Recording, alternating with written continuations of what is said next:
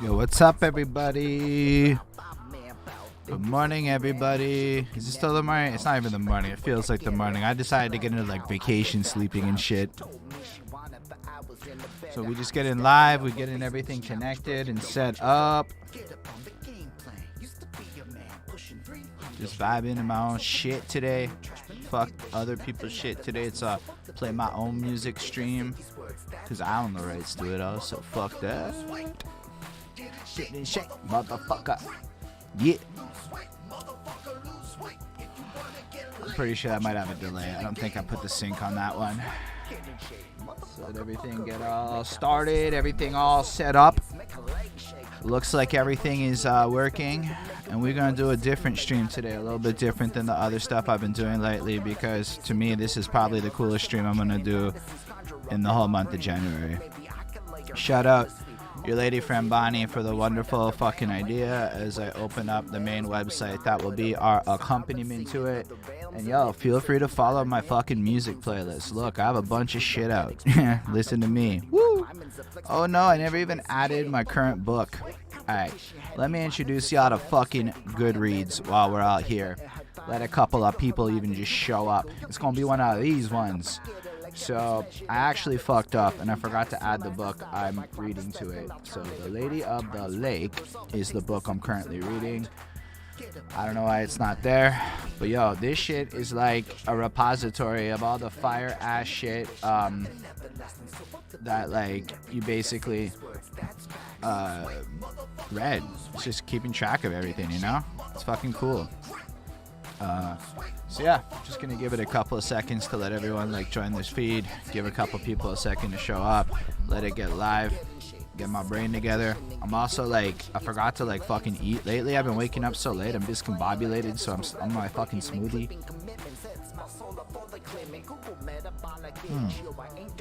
Tomorrow will be good. I'm gonna wake up fucking early or something. Bonnie will get mad at me for vacationing wrong.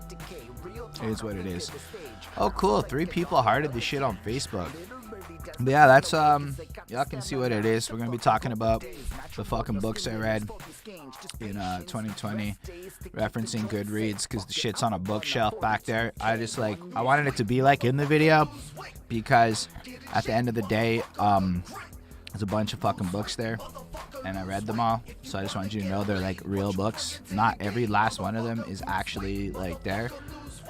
But it is what it is. So let's go to my currently reading section. I just want to make sure I edit the like start date. I think there's a way to edit the start date because the start date is it January 8th? No, that's the Spock book. Wrong one. I meant to edit this one, so we'll get into it real fucking good. I definitely started this on the 1st. I don't want to add this to my feed. I just want to like fucking update it. Alright, everything's looking good, everyone. And then I'm gonna get into it real shortly. I mean, with this live world, you want to give it a couple minutes to get everything kind of started. It's just kind of what it is. Make sure everything's working proper. Facebook seems to be okay with me playing my own music. I think it knows it's me. I think it does. I might be wrong. It's okay. Alright, let's do it. I did realize, because it's my music that's on in the background. That's what I was just saying. I think Facebook's okay with me playing my music. Like that's a current little tune by me. I have my little playlist here. I want everybody to go follow that shit if you want. You know, it's called the Holden Stefan Roy official playlist. Is the volumes bad? I could lower the volume a bit if it's like annoying or obnoxious. I kind of want it to be like background music. But yeah, we're gonna play me as background music. Awesome. So. Hi everyone and welcome to the 60 physical books I read in 2020 this year. That's what I did. I read a whole bunch of books. Only 59 of them though are going to appear on Goodreads. So as a reference point for this video, we're going to go to like my challenge section and we're going to walk through all the books I read and we're going to like discuss what I thought about them. This is very going to be a willy-nilly. And for those that are like, but Holden, something MF Doom listening. After this, that's what comes after this. This is just the beginning of the day, you know? Like, it's a whole day, you know? So yeah, we're going to do this. I don't actually know where the fuck it is. see your 2020 in books. So we can go through it like somehow from here, I think. Either way, you can see on Goodreads it's going to say 59 books. So we're actually going to start off with the one book that's not on Goodreads, and it's because this is my homegirl, and so I'm going to switch to this so it's bigger. It's actually this book. Whoops, I'm covering her whole fucking name. It's called The Alpha. That is certainly not a Lorelei song. This is a Holden song. What is going on here? I'm going to go fucking reset this shit so it plays my fucking stuff. Sorry about that. This little plug-in shit isn't working right. Does it work now? Yeah. Is it going to work? Okay. Fuck it. I don't care that much. Oh, wow. That's terrible. I'm going to hide that. It's not Lorelei. It's me. Anyway. So the first book that we're going to talk about is the Alpha Female Chronicles, a poetry collection by Lindsay, Philippe, Auguste. I don't even know if I said her last name right, because she might like see that or something. So my bad if I fucked up your name. Now Lindsay's so cool. I know her from like corporate America day job land. We worked on the same team, so I had the pleasure to like. I guess I can hold this up so you guys can like see it, because other stuff's gonna have stuff. But Lindsay's so fucking cool because like. Straight up, I met her and she was like in the process of like finalizing her book, right? So like in a lot of ways, I got to hear a bit of the behind the scenes about it beforehand, and I got to like hear a lot that went into it, and it's a lot of a poetry collection that she put together. And in a lot of ways, I want to write a book one day now about the Montreal Anglo hip hop scene, the experiences I'm encountering as I do these interviews and shit. And a lot of it is linked to like Lindsay making this book and like kind of breaking down a bit how it all worked and what it was like to get the cover done and how it was like to like work with publishers and shit. So for me, it was like really cool to like see that get made. Actually, like I lent her one of my microphones so that she could start a podcast. And then yo, thank you, Sammy, for that. Don't worry about it. But yo, Sammy, you would love Lindsay's book here. And if you want, I can link it to you if you want to cop that shit. Because it's a book of poetry written by a black lady about what it is to be like a strong woman in society today. And it's really powerful stuff.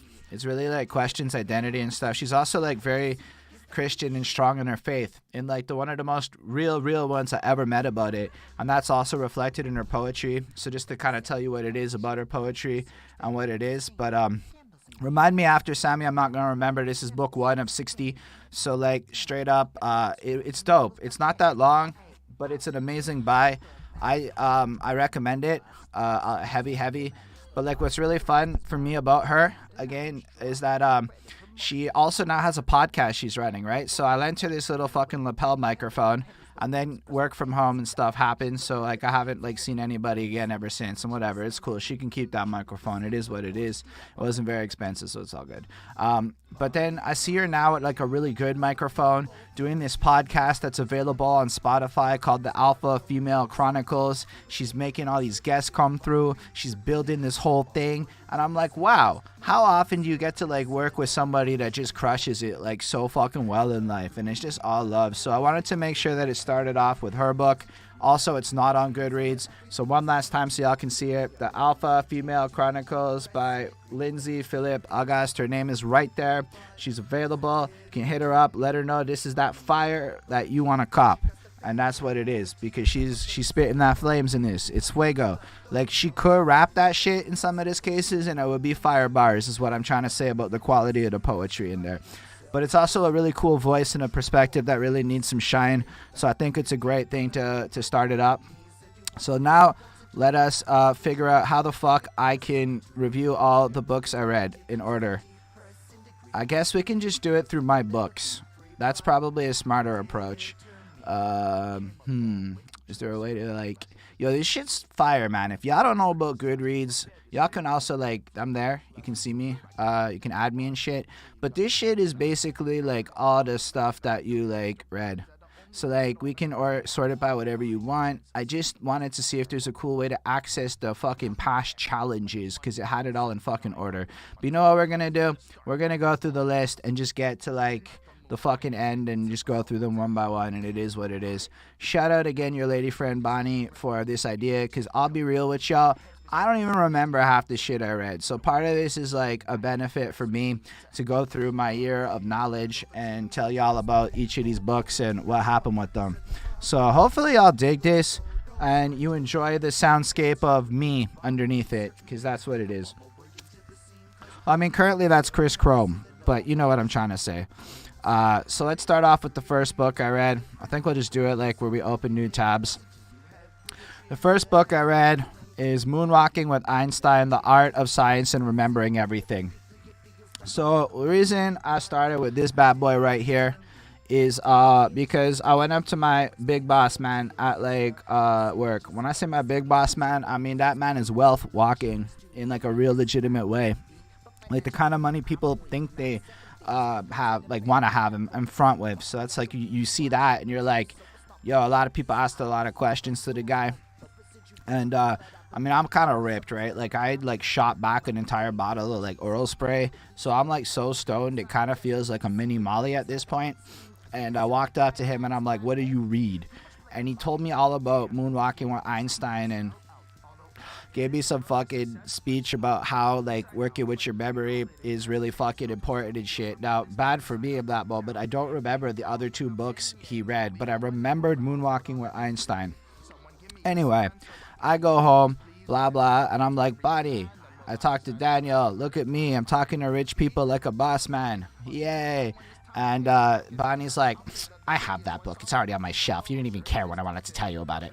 And I'm like, fair enough. And you can see down over here what she had it. And then she's like, basically, she I remember though, she had said to me while she was reading it, I think this book is really insightful, but I don't really understand why it is. Yo, if you live with somebody for fucking 6 years and you don't have a voice, or 5 years, whatever, and you don't have a voice for them, that's not love. You need a voice for your partner if it's real love. That's all I'm trying to say. But it is what it is. And she hates my voice. It doesn't sound anything like me. But that's why I do it. It's not supposed to actually sound like you. And it's what it is.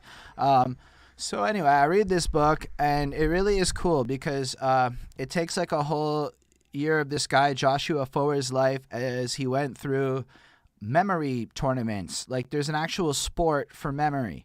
Like we're memory games, and he walks you through mnemonic devices and complicated big man kind of ways and shit on like how these guys compete to learn a bunch of stuff. Now, the way the boss man at work told it to me, like, what's more important than memory? If you remember everything, your life is going to be more enhanced and da-da-da.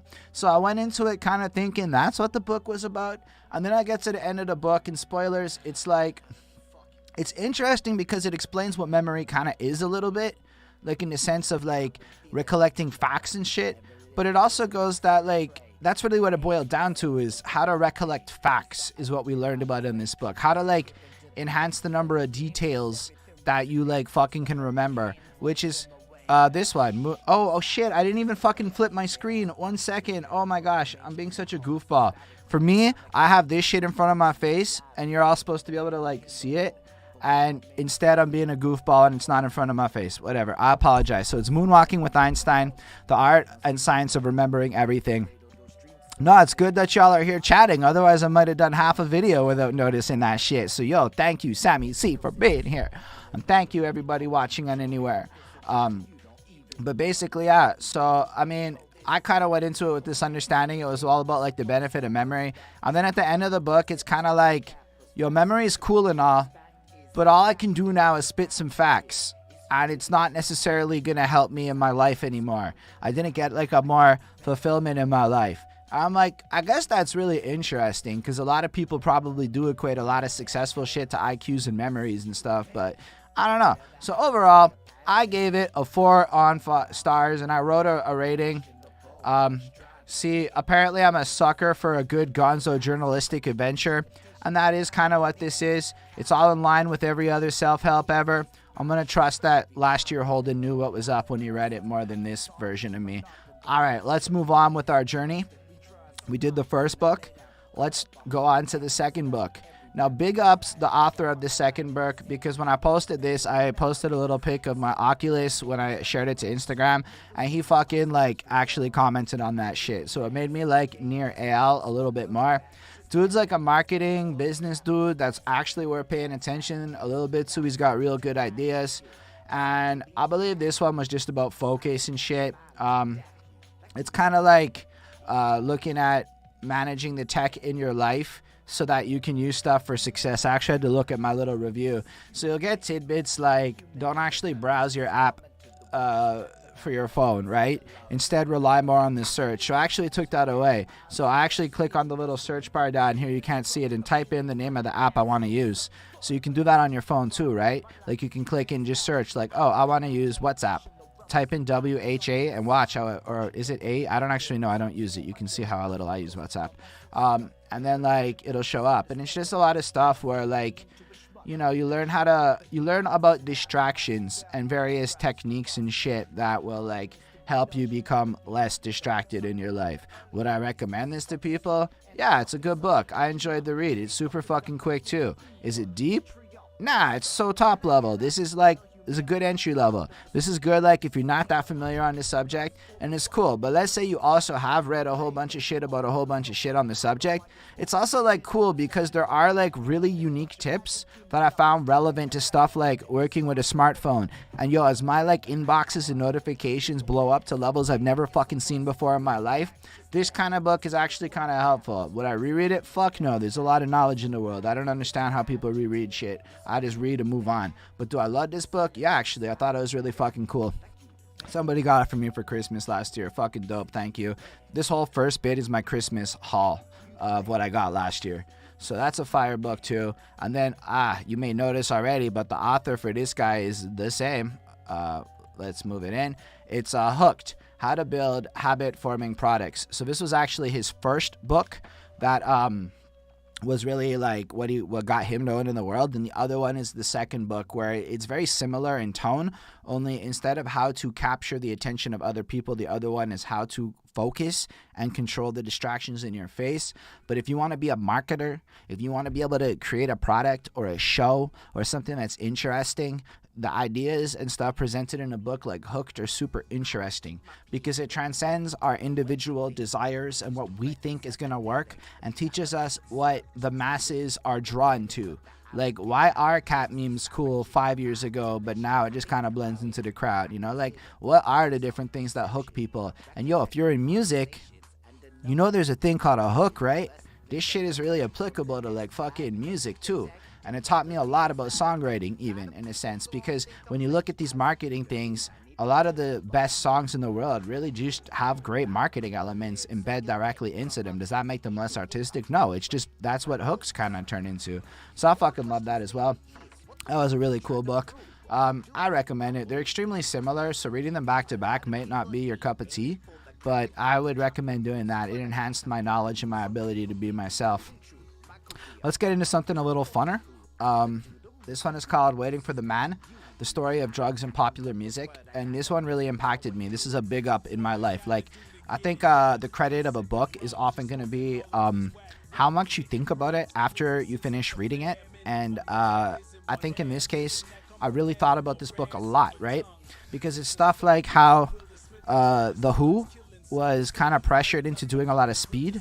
Because like the audience was into speed and the whole movement was into speed. Speed was the drug of choice of the consumer. So the musicians were almost pressured into catering to these sounds. You saw this with cocaine and marijuana in the jazz era. You see it all over now with the push towards painkillers in music. And there's such a correlation between drugs, intoxicants, and sounds.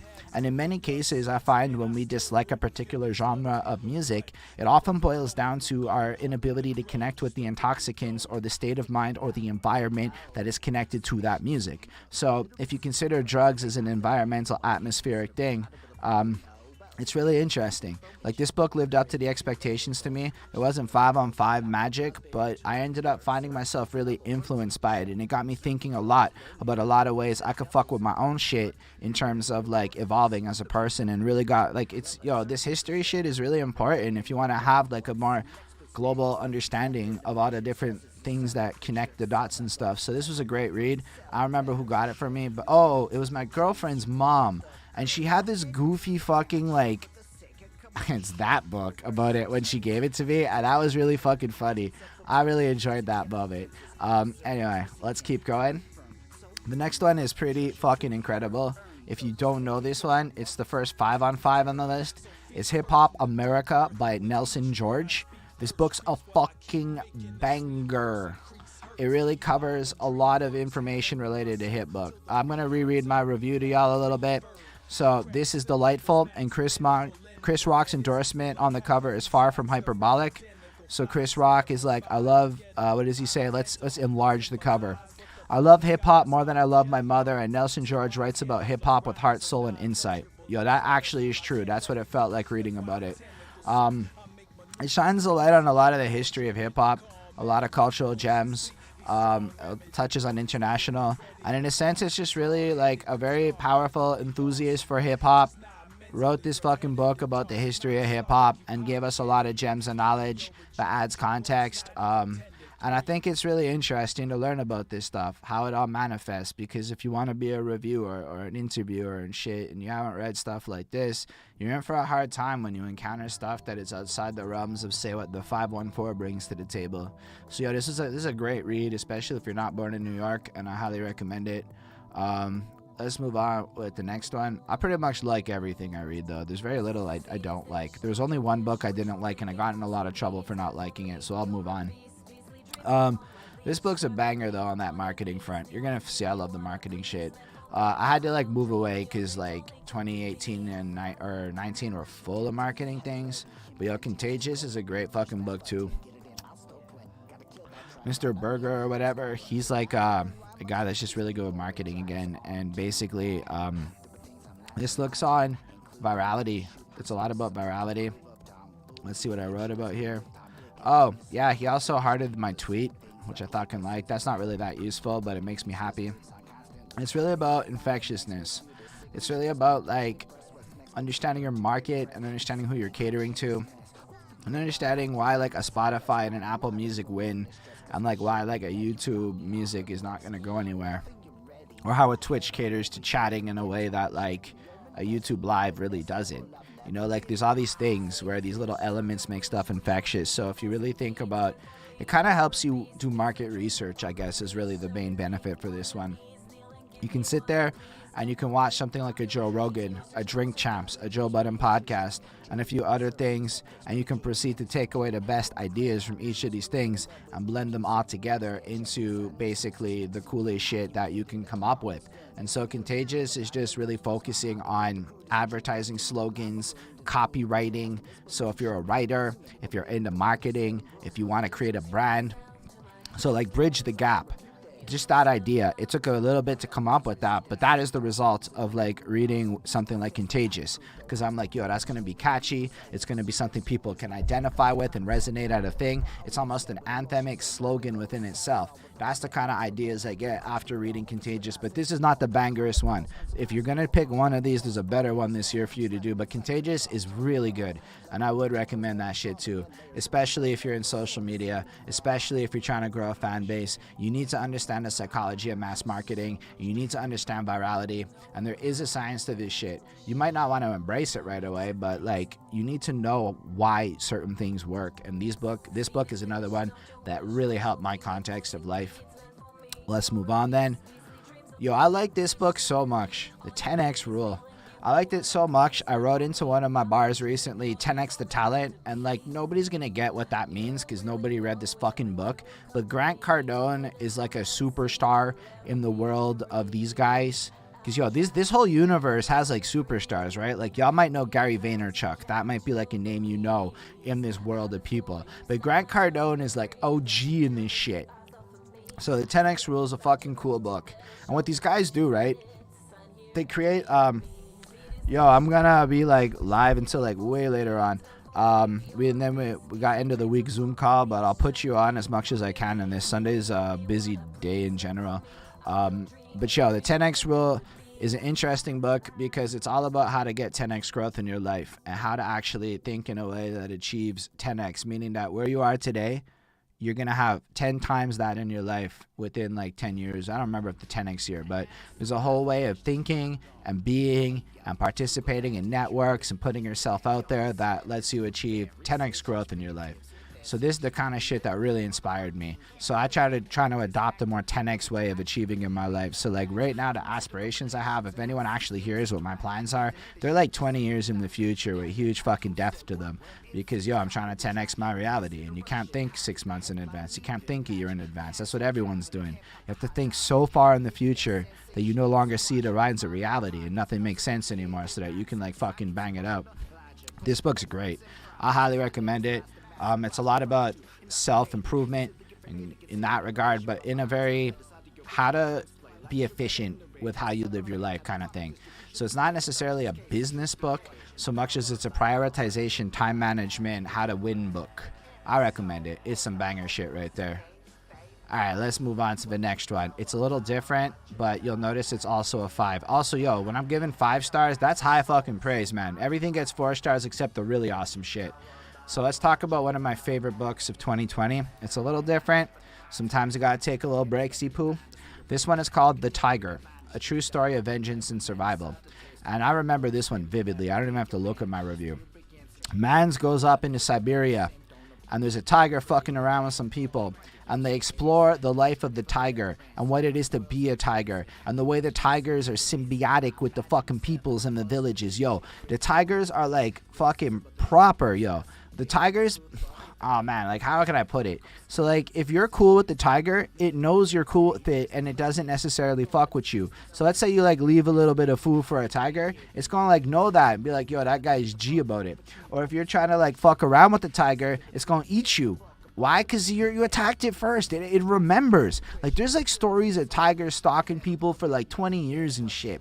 But it always boils down to a human did a transgression against a tiger. And I think the real crux of this is at the end of the story, it's sad news bears. It is what it is. And you're left with this, like, sorrow. And your heart breaks. And you start crying for this tiger. When you have this realization of how many animals out there are really that smart and that majestic with it, and how little we care as people because of like fucking furs and crap. Like, I don't fucking need tiger fur. I just like the idea of tigers. And Bonnie is so into tigers, she's decided that like her death wish in life is to fly to Siberia and feed herself to a tiger. I didn't make that shit up. She can confirm it or not if she wants, but that's some real shit I had to listen to when I read this book. And then for like a month, she's like, I'm gonna feed myself to a tiger. And I'm like, okay. That's fun.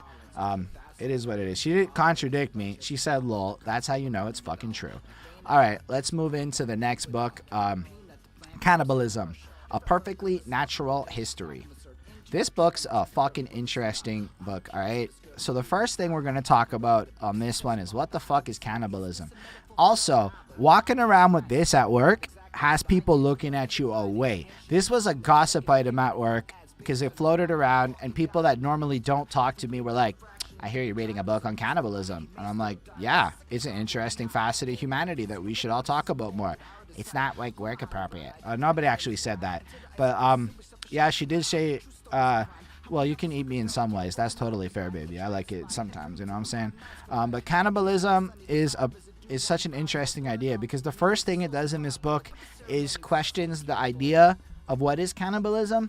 Like, to a level. Also, my chat thing is fucking broken on Restream, so if you're on another platform chatting, I can't see you. Twitch.tv/behindthatsuit. But cannibalism, what is it, right? So it's like, if you bite your nails, is that not cannibalism? And I'm like, checkmate. Is it not? You're literally eating yourself.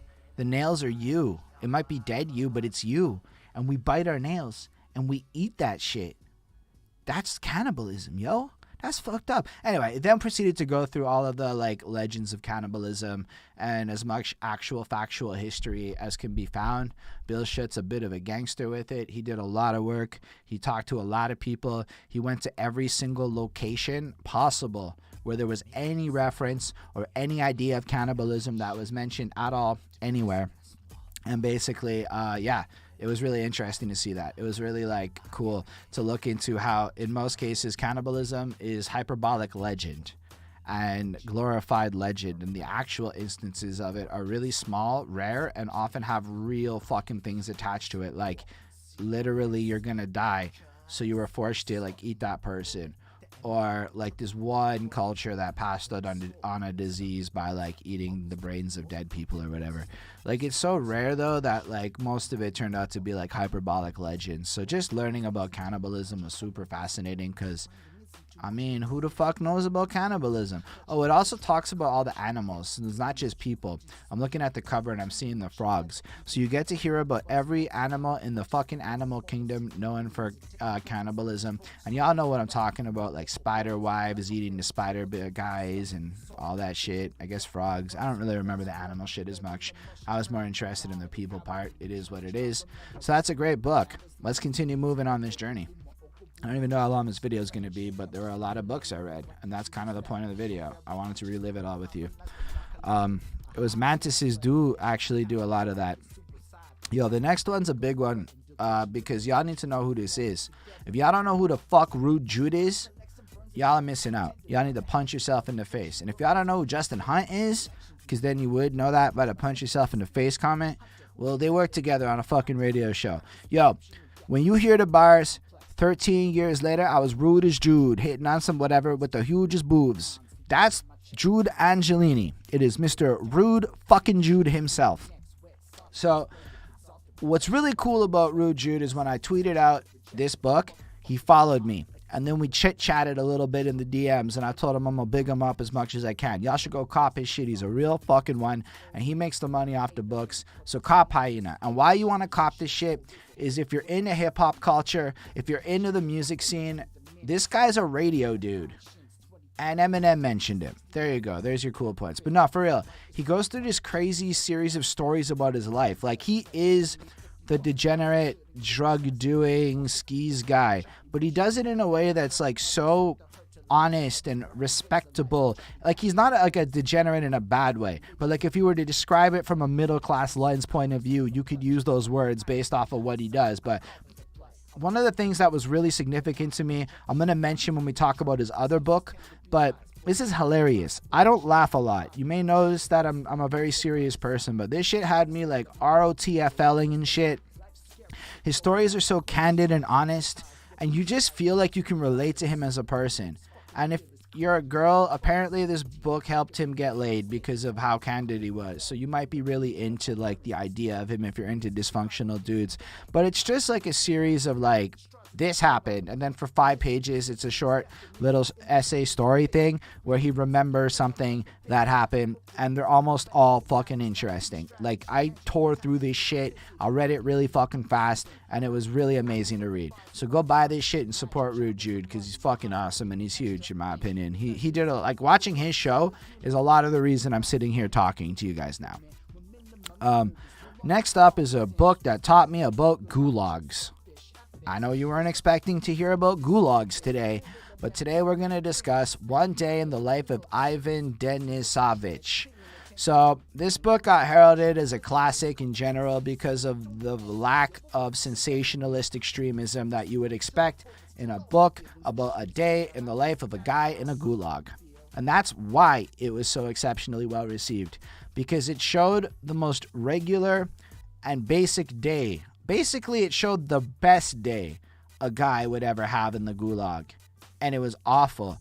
And this guy is so like how to get through it. Everything about him is in survival mode. Okay, so I have to take like this little quarter of a piece of fucking bread and stick it in my pocket because maybe I won't have the strength to keep it up. Oh, these young kids who just fucking got here.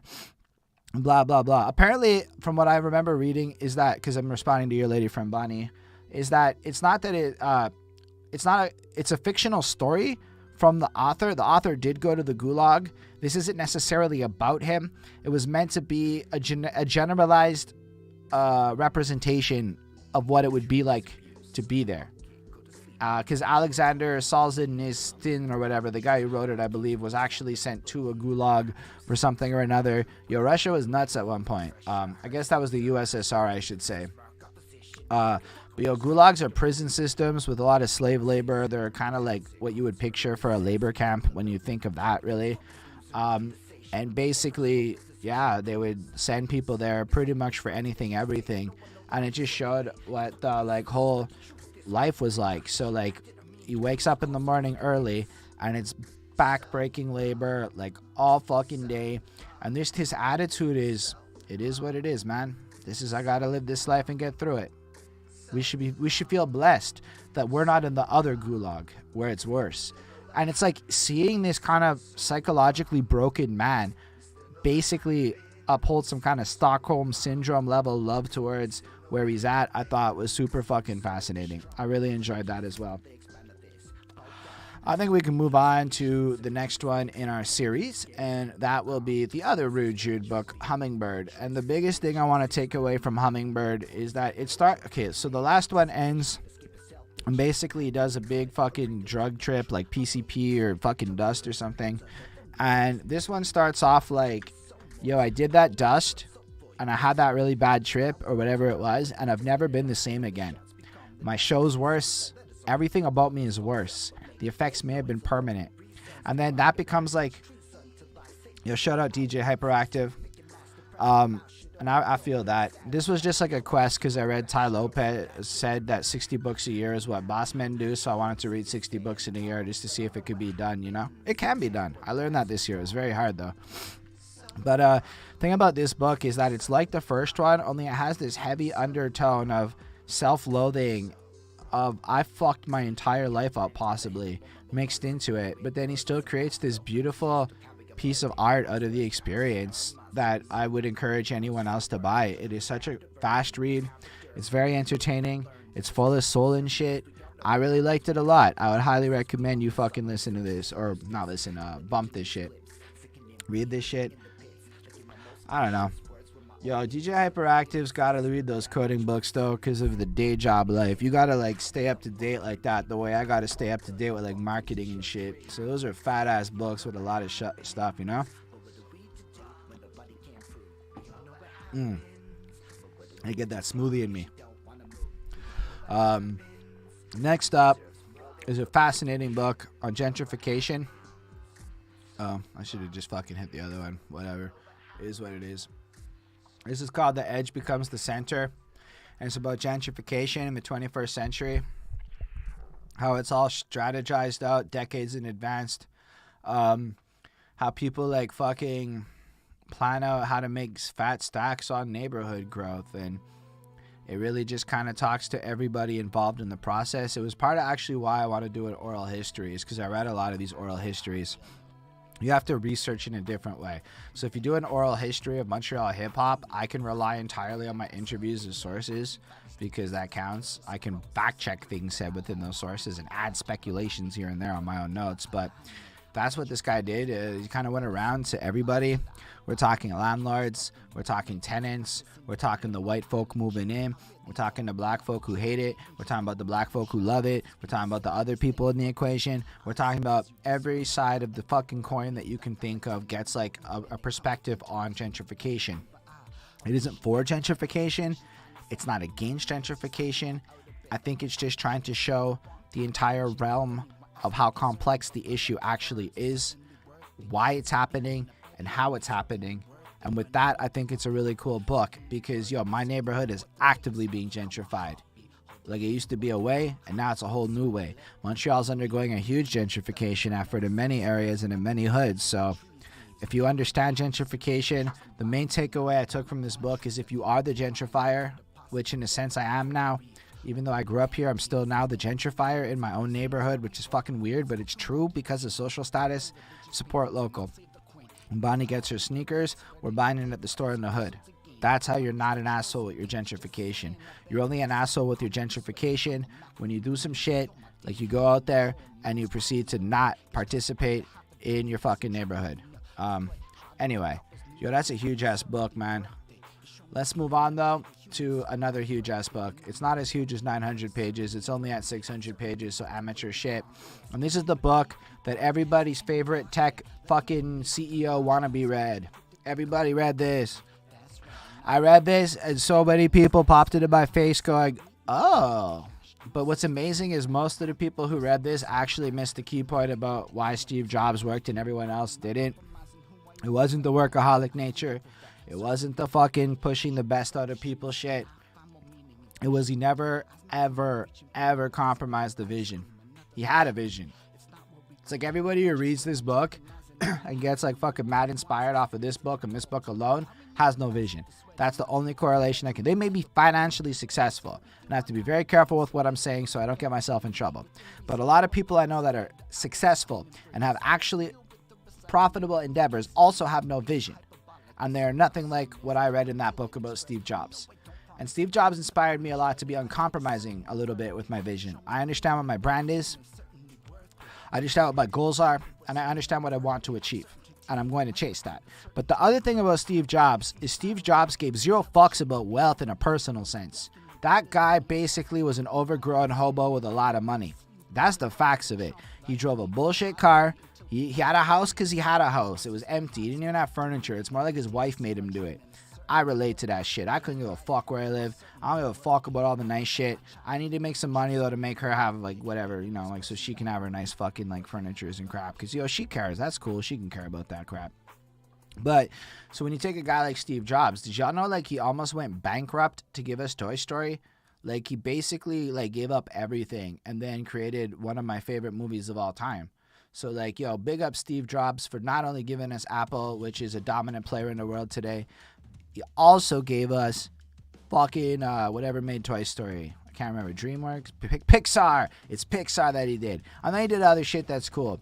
But I don't even think people know how instrumental he is on a financial back end to like actually making Pixar. So the fact that he was willing to risk like $30 million fucking dollars to give us Toy Story the way he wanted it is the difference between most people who read that book and try and do some shit and what Steve Jobs brings to the table with that shit. So, if you're not willing to lose all your wealth and go broke and go bankrupt, you'll never be Steve Jobs. If you care about personal wealth and materialism, you'll never be Steve Jobs. That's not the guy that was written about in that book. So, it is what it is. A lot of people need to understand that Steve Jobs wanted to change the world. That's what he wanted to do. So, if you want to be like Steve Jobs, you need a fucking vision. And a vision does not have the word dollars in it. The second you say the word dollars, it's not a vision, it's a SMART goal. That's a huge difference. If y'all don't know what that means, well, read some of the books. Check out my Goodreads. There's a whole bunch on there that like are good. But that's what it is. Now let's talk about a contender for Book of the Year. Actually, the next two are. So contender for Book of the Year is Made to Stick. Definitely a book that had a huge impact on me. And if I had to recommend to every person in the arts, the social medias, to everything out there possible, read this shit. It's the difference between why some things last. Okay, like Made to Stick is part of why I know why lose weight is successful. And in a lot of ways, nothing else I wrote was sticky. Because there's a thing that it's kind of tied into that idea I was talking about on hooking people.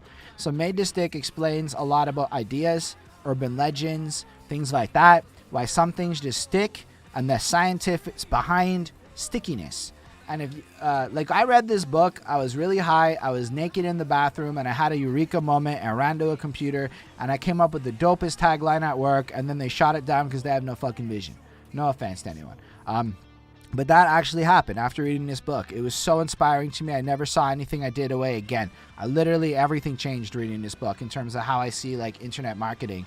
So like a lot of the things I do, there is a rhyme and a reason to it, and it's based off of shit like what I read here. Either way, I don't think this is the only Chip and Dan Heath book I read this year, but they're bangers. This is one of the best shit I read all year. I can't even I can't recommend it enough. It's too fucking good. I don't know. What did I write? Yeah, it says it literally helped me do my job better. I had an epiphany while reading. That's literally what I said. It's concise and sticky. Buy it, learn and grow. I couldn't even write grandiosity for this one. It's unfucking needed it. Plus, look, somebody I know marked it as to read. I don't know if that means they read it or not. It is what it is. Goodreads is public. I don't know. Let's move on with the list. I'm really enjoying this. I'm having fun. Oh, The Art of Seduction. This book changed my life too, and not changed my life. This is the reason why I can interview people. I'm not going to lie to y'all. Here's the secret. I read this. Now, I'm already a Robert Greene fan. I already read shit like 48 Laws of Power. I already did a lot of stuff. But I read The Art of Seduction, and it taught me a lot about personality types, how to seduce different personality types, who the greatest seducers in history are, why the greatest seducers in history are good seducers. And Robert Greene's shit is basically like each chapter is a deep dive into a particular idea based off of some historical person or another who exemplifies the point. So you'll learn about you're going to hear a lot about Don Juan.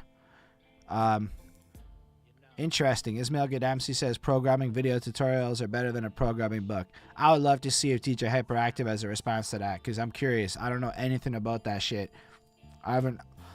Honestly, I'm not that into programming. It's like I have a lot of languages I like. Programming seems like a language I'm not that into yet. Maybe one day I'll care more. I'm slowly being forced how to like modify HTML on the fly because it's fucking annoying to wait for people at work to give it back to you, and so if you can do it yourself it's faster. So I've learned a little bit, but it's not my cup of tea. I like to study people, and the art of seduction is really good if you ever want to interview people.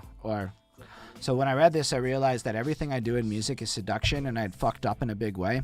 And in a lot of ways, my contacting other people with music is like trying to go on dates, except instead of trying to fuck, I'm trying to get a song, or I'm trying to book an interview, or I'm trying to do a this, or I'm trying to do a that.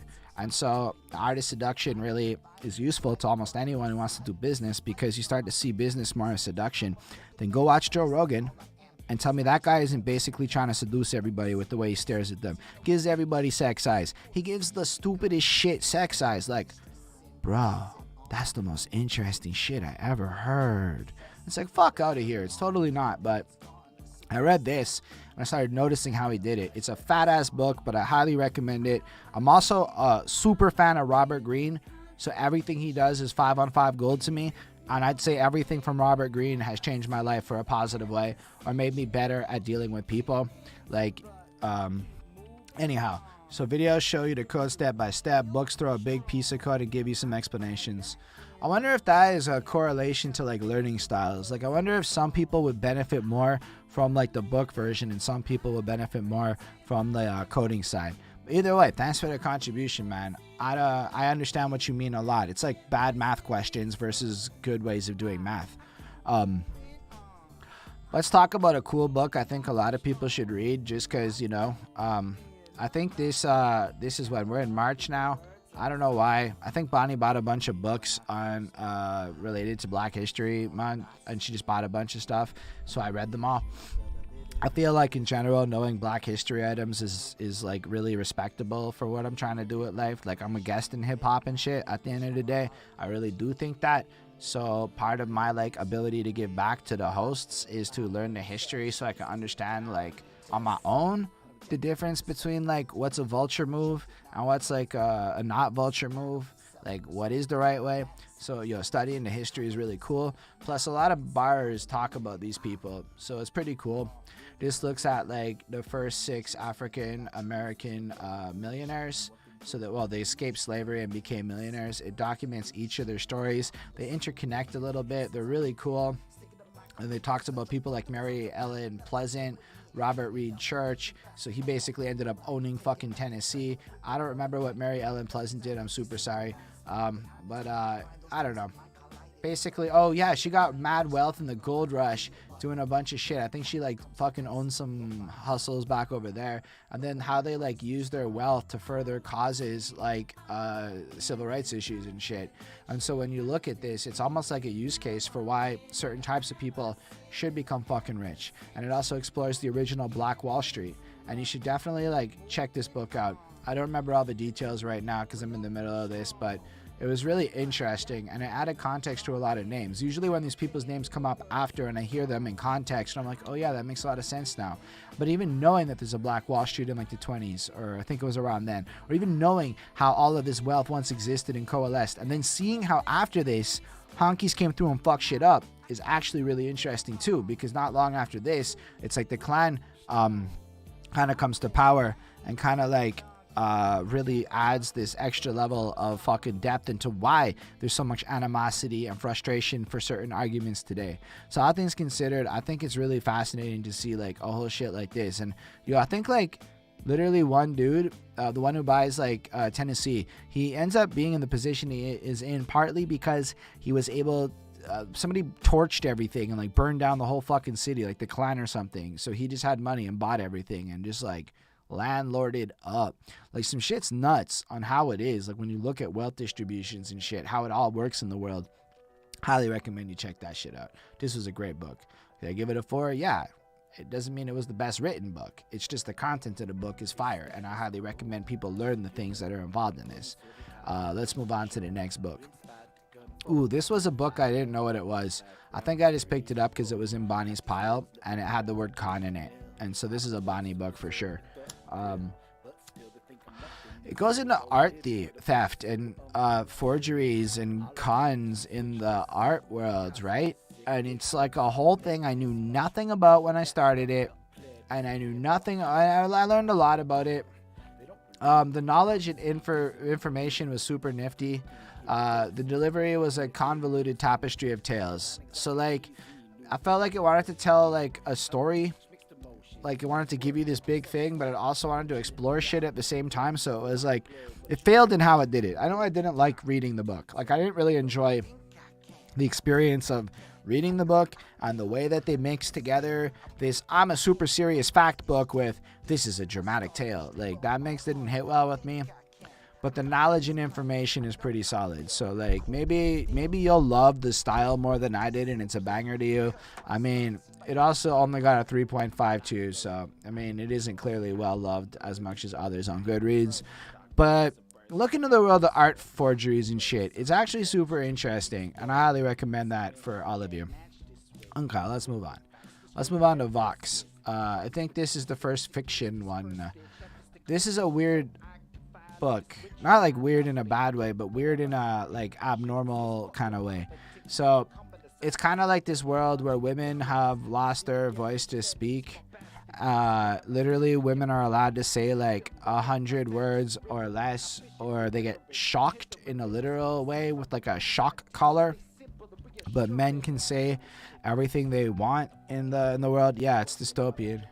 And basically, it ends up being that like all the scientists and everyone else, whatever, gets silenced, and then this main girl ends up having this lifted because she's the only person smart enough to solve a problem.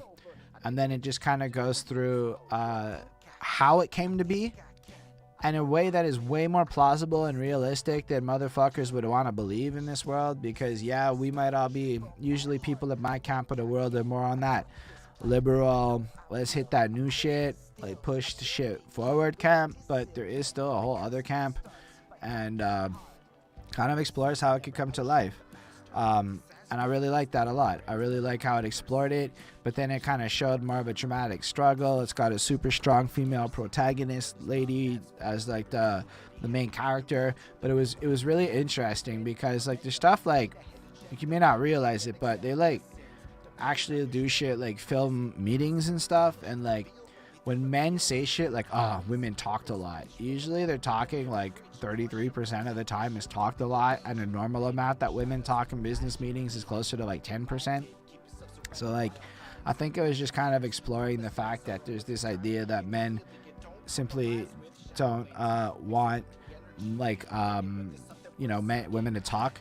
And then, yeah, there's a resentment towards her son, and then her daughter dealing with having kids that, because, the son is being brainwashed into believing women shouldn't speak via schools and things like that. So the son's like, yo, blah, blah, blah, mom, why are you talking? That's not how it's supposed to be. And he becomes more ingratiated into the main culture, and then she has to deal with that. I think it's cool because a lot of that really just kind of explores how ideas spread, and it does it through fiction in a really clever way, but also makes us think about how possible it is for men to silence women if they really wanted to. And I think in a lot of communities, men do really still want to silence women. I know a lot of men that won't listen to female rappers, men in my age group, and they're just fucking losers because the women are going to take over this fucking scene, and it's because the men are being fucking losers about it. If you don't want to, I'm saying, if you don't want to listen to a woman because she's a girl, like, yo, shut the fuck up, man. There's too many people like that, and it really bothers me. So I guess this book kind of resonated with me because maybe I was a bit of a shithead when I was younger. I'm trying not to be a shithead these days. Anyhow, let's move on. We'll try and get it. Wow, there's still a whole bunch more to go. Yo, thanks, Sammy. It is, I'm not trying to pander either. It's just like, yo, I actually try to like sometimes talk about like how many dope female MCs there are, and like guys got some weird ways about it. Not all men. Some men are just all about promoting the queens in the world. Yeah, that's fair, Ismail. The problem, that's why I said, like, I wonder if it's like a learning thing. Because for me, I have a lot of issues with the more video following along, and I do better when I see it in a book for some reason. This is a cool book. It's the invention of murder, how the Victorians reveled in death and detection and created modern crime, and it really explores the news cycle. I don't take a lot of notes, no. I don't like taking notes. I like to read, and if I read it, I remember it, and I don't have to take notes usually. It's fucking nuts. But then again, I'm also not in programming. So, like, it's a different universe, my whole day job. Oh, that's not true. I take notes in my day job. But I still like to read stuff because I can read faster than even 2x speed. So I prefer reading in general. Like, I just can read fast. So it's like the easiest way for me to consume knowledge quickly. But like, I have a friend who's dyslexic, and he's like, I wish I could read fast. So he watches and he listens, and it's just, you know, for him, that's the right way to go through it. But this book's nifty because it's a lot of like how the news cycles, how the media people, and all of those folk basically sensationalize murder. Like, there's people that get condemned to death because of news cycles. And when you read this book and you apply everything you see in mainstream media today and everything you see in sensationalism in media today, I don't know, man. It's like fucking fascinating. I know you become a better writer by reading more than you become a better writer by writing. I know it seems backwards, but I spend 90% of my time reading to my writing. I make sure to keep writing.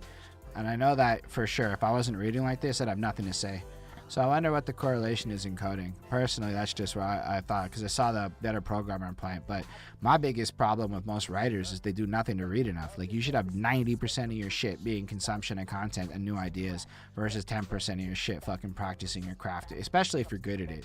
Like, do I really need to sit there and, like, rap the same fucking 12 words together again in my freestyle as much as I need better ideas to fill a song? You know, that's where I'm at with it, at least.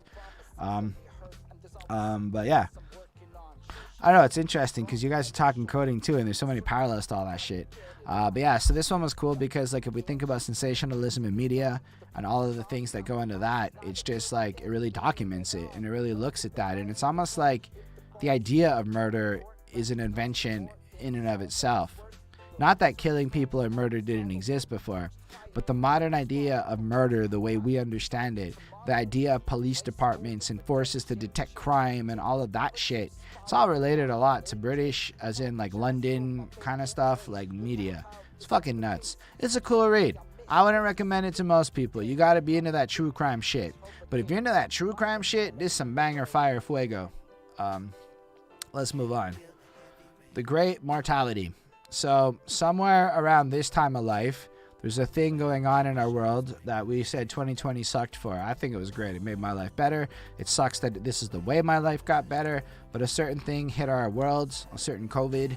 And for me, I read this book, and it explored a lot of plagues throughout history. Just all of them. Pick a plague that you've heard of. It was explored in this book throughout history. And I thought it was interesting to read how they spread, how they evolved. And it basically, reading this book showed me how little people on Facebook actually knew what the fuck they were talking about. I'm like, bro, I'm reading some shit right now that does not coincide with what you're saying, because you're making comparisons to things that don't actually make sense, but they don't know because they never did any real research outside of a fucking YouTube video here and there, or a fucking Facebook video. Yo, I hate when people send me Facebook videos of people talking as proof to something. Like, dog, I can record a video. Does that make me an expert? No, it doesn't make me an expert. I can literally create what you sent me. That's a bad fucking thing. I cannot create this fucking book. This book required research and sources and a fat list of fucking things at the end of it that said I actually did my due diligence. So yo, John Kelly knows a lot about the subject, more than everybody I know on Facebook, I'm not gonna lie. Even my immunologist fucking friend peoples. I'm not saying that this all applies to COVID, but yo, go read that and trust you're gonna be like, yo, these motherfuckers don't know what the fuck they're talking about, and you may even wear a mask.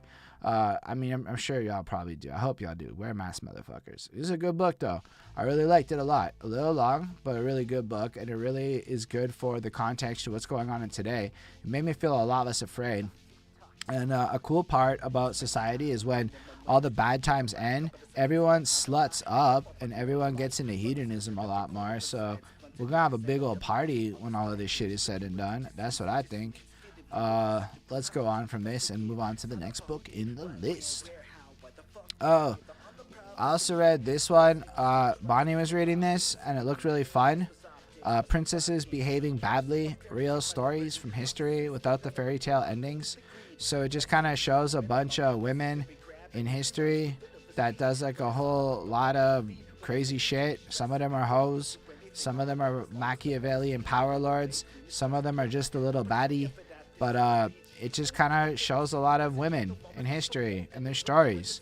And just princesses, like real life fucking princesses. Some women are actually like straight up gangsta with it, as Bonnie said. And I think what's really cool about it is it just focuses on a thing that doesn't get talked about a lot in 98% of fucking history. Women. You know? I don't know if you noticed it, but nobody talks about women in history. It's fucking weird. That's possibly why it's called his story. So like when you really read this book, you almost realize how unfortunate it is how many powerful and amazing women are out there in the course of history, but simply because they were women, nobody wrote about them. And then you go, maybe people of today don't like have any idea what's up. Like, I think it's Dan Carlin's Hardcore History is a podcast I've been enjoying. And one of the things he kind of taught me is we don't know anything about the past. Everything about the past is written down by a bunch of dudes, right? It's all a bunch of dudes that wrote like most of it. So it kind of makes sense that like, you know, we don't know anything. And it made me think maybe women are like a hugely influential part of history that were just never written down about. And that's kind of shitty. But this book's a must read, I think, because it's fun and it's enjoyable. And these women are badasses. And their names should be brought up as much as other dudes. And like when you play like a fucking Civilization game or whatever. I like the fact that they do throw in powerful women, but throw in some fucking women and shit when you come up with your like badasses of history. Because I couldn't name you any right now. My brain's not really there. But yo, right here, it lists them all. Like yo, Lucrezia Borgia I did know about. Anyway, all sorts of people there. Fucking people who played the game in their times, won, lost, but it's kind of the shit that would make a dope hip-hop album in a book form. Alright, let's move on. The Two Treatises of Government by John Locke. Was this fun? Literally no. It was awful. It was really awful to read this book. It was one of the most boring shits I ever read. It was the absolute worst like work-like experience I had in this book thing, but I learned a lot, so it was worth doing. Let's talk about Locke.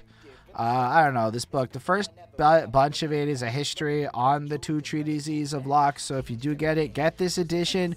Because, yo, that history on it is really interesting. It shows you that throughout history, the version that you're reading in this book that has two treatises isn't the one that most people read when they quote Locke. The one that most people read is one treatise, and, like, basically what you're reading today isn't even the same thing as what people in past history consumed on the same idea. Isn't that nuts? Like, when you really think about how fragile and broken history really is, and how we act like all this shit is just absolutes and we all know what we're talking about. But this book, The Two Treatises of Government, which is considered a political science fucking banger in the world of influence and shit, up until like what, the late 1800s, isn't even the same book as what we're reading here today. Nuts, no? Like literally there's things in it that are different. Just like versions of the Bible when they change and shit. But people go, yo bro, it says it in the Bible verbatim, it must be fact. I'm like, dog, do you not understand the history of the translations and shit? Anyway, people are how they are and they don't like this stuff. It is what it is. This is what I do. So this is why I think the way I think a little bit. But this book is fucking nuts because it's a bunch of dudes spitting fucking Bible verses at each other. Yo, this shit was like battle rap. That was my biggest takeaway.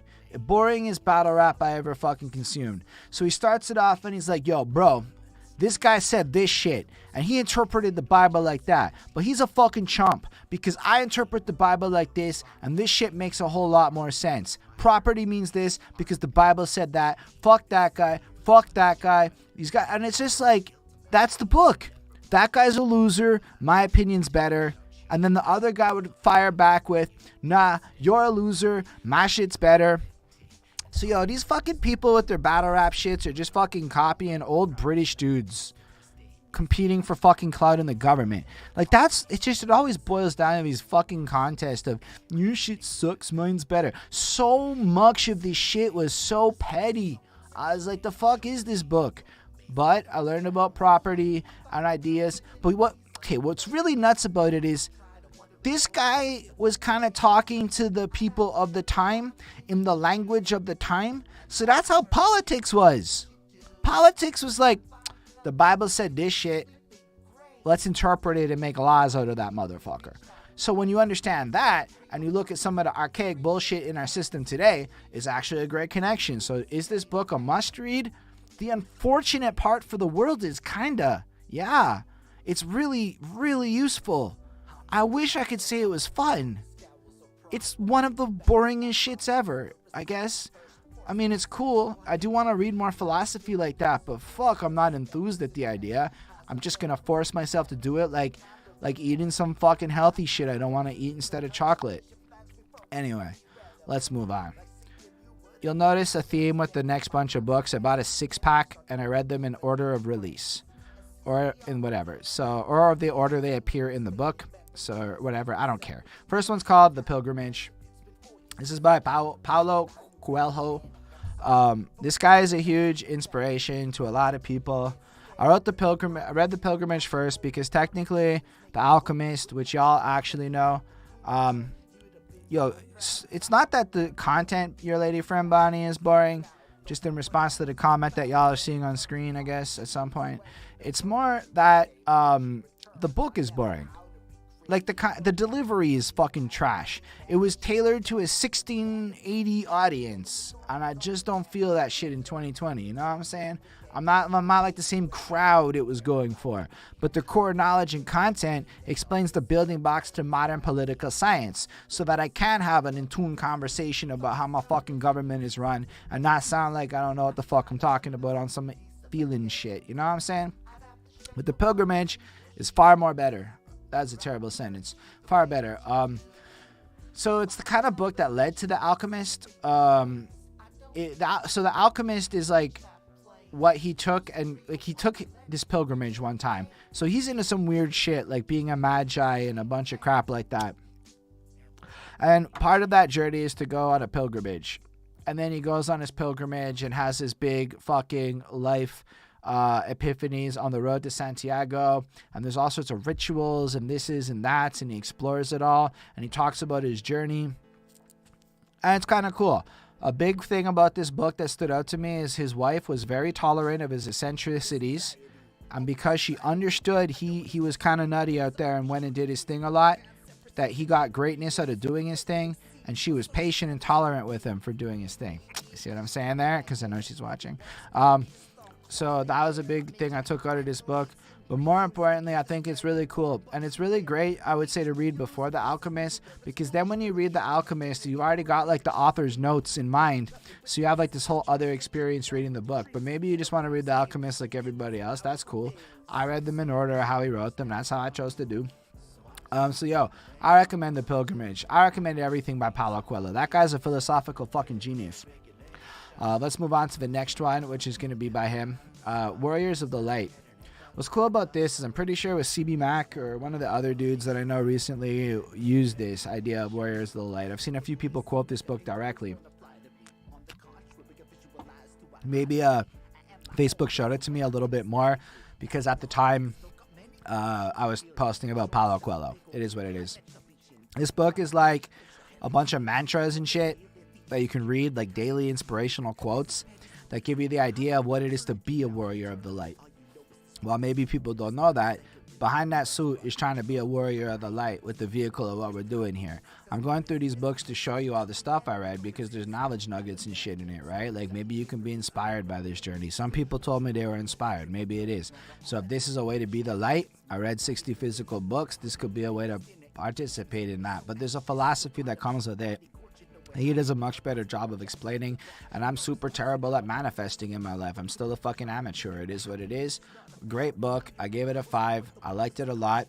And if you want to read a lot, you want snippets, Warrior of the Light is the move for you. It'll give you the core philosophy without the effort of reading the books. It's the best one I can recommend like that.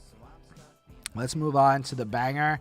This is the one everybody loves. You know what it is. It's called The Alchemist. One of my favorite songs from Montreal is Alchemist by Mercury Miyagi, and part of it is like I was listening to it, and the intro. So the first time I heard it, I hadn't read this book. Then I read this book, and I hadn't heard this song for like 6-7 months, right? And then I heard this track, not this track. I'm listening to myself in my headphones. It is what it is. I read this book, and then I heard his track again, and the whole intro to his song is like he jacked an excerpt of Alchemist right at the beginning, modified it to be his story, and it just was so beautiful. Alchemist is a very powerful book in the sense that like almost everybody I know who read it gets hard-ons for it and describes it like a must-read book. Like, it is as loved as The Subtle Art of Not Giving a Fuck. Trust, I already don't give a fuck. I need to give more fucks. I don't need to read The Subtle Art of Not Giving a Fuck. Don't recommend it. I'm not going to do it. I understand the philosophy in that book. It is shared by a lot of other books. There is nothing distinct in it except for the word fuck on the cover. A lot of people loved it. I'm going, y'all don't read a lot of shit. That's all I'm saying. You put fuck on something and people like it. So lose weight, motherfucker. Anyway, let's move on from that. I like The Alchemist a lot. It's a really allegorical tale where like it fucking like goes on this journey, and it kind of summarizes everything that you learned in the pilgrimage, all the ideas, but through a story that's fucking interesting. And a lot of it is about wasting your life, right? Like, you read The Alchemist and you go, yo, I need to do things different. And it's true. My life in now is nothing like it was at this time last year. I've sincerely evolved a lot, and I would argue The Alchemist helped, along with all that marketing shit I was learning. So learn the marketing shit along with The Alchemist, because, yo, if you can have the best idea in the world, if you don't market it right, nobody's going to give a shit. Like, I actually grinded out the last 2.5 books for this quest, because the 60 physical books I read is a fucking better title than 58. So, like, marketing matters. But Alchemist is a serious read, especially if you're one of those people that, like, look, I've been blessed. I always knew what I wanted to do. How I'm getting there might not be how I always thought, but I always knew what I wanted to do, and I'm still on that path. I've never deviated since I'm 16, 15, whenever I said, fuck it, I'm going to pursue this. But a lot of people aren't blessed like that. So, like, yo, read this shit. It's going to help you. That's all I can say. Since I had 3 more to read by him, I just figured bang it out, get it done. They were also kind of short. As you can see, like, I read all 6 of them in, like, the span of, like, 9 days. So they're really short fucking books. What is the Valkyries?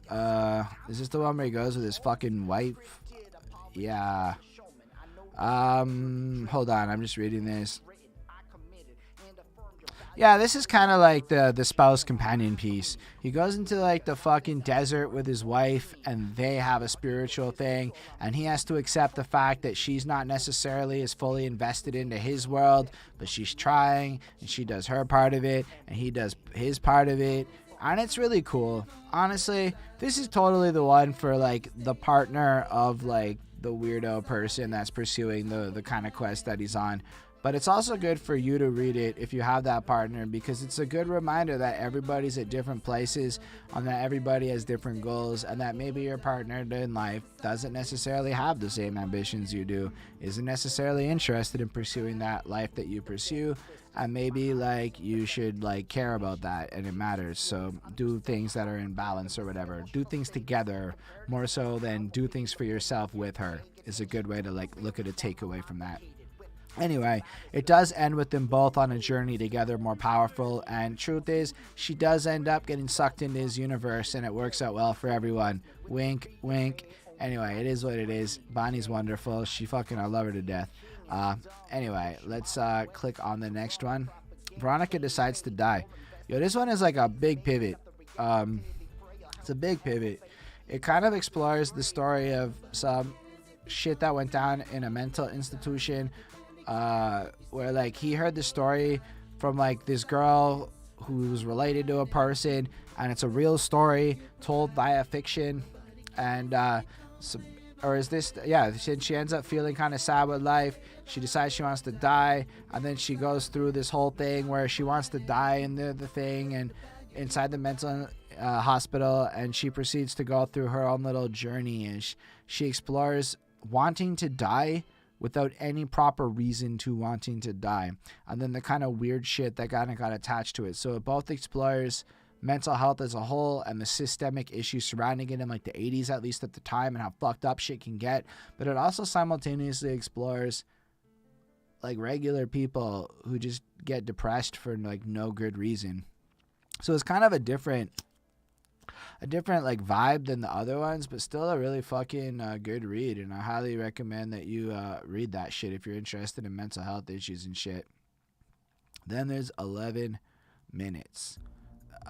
This is the one that's like this chick effectively goes over, she's like in Brazil or whatever, she's kind of hot, and she ends up going to Europe and becoming like a prostitute without the sexual exploitation elements. It's more like this girl said, you know what, I can be a hoe and I can make some bank and I can have this great life. And then she explores her like year of being a prostitute. Yo, what up, Lemef? She explores what it is to be like a prostitute and all sorts of shit. Like she has this encounter with like an S&M dom guy, a special client on the ecosystem. But what's really fascinating about it is that it really takes this realistic thing. It looks at the psychological stress and emotional stress that comes along with being a sex worker, but the character evolves in like a realistic way. And what makes it kind of remarkable is that there's no like victim shit here. This isn't like a girl got trafficked and put into a bad situation. It's like, nah, she went there, she saw a business opportunity, she pursued it, and then she went ahead and like went back home and did her thing, made her bank, stacked up, went home and pursued her life, had a year that was worth talking about. And I think it's a fascinating thing because it challenged a lot of the middle class norms that we commonly associate with sex work. Like, people act like OnlyFans isn't full of people who want to be there these days still. Where, like, yes, there is a high level of elements of sex trafficking and bad things that certainly happen in the world. But I can also tell you people are putting a fucking hit piece on Pornhub that they're not putting on other places that host that kind of content that they're going at them for. So, like, while a lot of people are, like, I'm not saying they're innocent, I'm saying a lot of other people are guilty that nobody's talking about. So, yo, there's a lot of weird shit going on. But certainly nobody seems to really care that much about humanizing these women and letting them be, like, women that are choosing what they want to do with their life. So I think that was the thing that I really thought was remarkable about 11 Minutes. And again, a huge departure from, like, when you think about Alchemist, except that it's not, because it's such a weird occupational choice. But if your heart and soul tells you to go perform certain acts for money, and that's what you really, really want to do, maybe you're just doing your Alchemist game. You know what I'm saying? Who am I to fucking judge you for your grind? It is what it is. I really have been saying that a lot. I don't know why I keep saying it is what it is. Somebody said I could make that my catchphrase. I don't know if I really want that to be a catchphrase, but you don't get to choose that shit. It's just what you accidentally say too fucking much. You know what I'm saying? There, fuck off, man. It's these New York guys. I keep talking to these New York guys that go, you know what I'm saying? And then now it's fucking rubbing off on me, man. No, I don't usually know what you're saying, sir, is my response in my head. Let's talk about another book, though. Switch. How to change things when change is hard. And this is cool because it really explored. I really feel like the book is really good. It's really relevant to social issues and shit. Yo, Theo, forgot to shout it out. Thanks, Lemef, for rating. I appreciate you, Lemef. Everybody that's here, follow Lemef if you're not doing that. He's a cool guy. But yo, this book is like examples for days, and I think that the style is really shit for me because at this point in my reading career, what I mean by examples for days is like, and this happened, so because this happened, we can learn this. And this happened, so because this happened, and this happened, and this happened. And you're just like, yo, shut the fuck up. There's got to be more to your shit, to whatever. Because what's crazy is Made to Stick is the stickiest shit ever. And this is the same dude from fucking Made to Stick. But then they have this one where I feel like it just didn't stick as well for me in terms of the format they chose. But I think I was reading this somewhere in the era.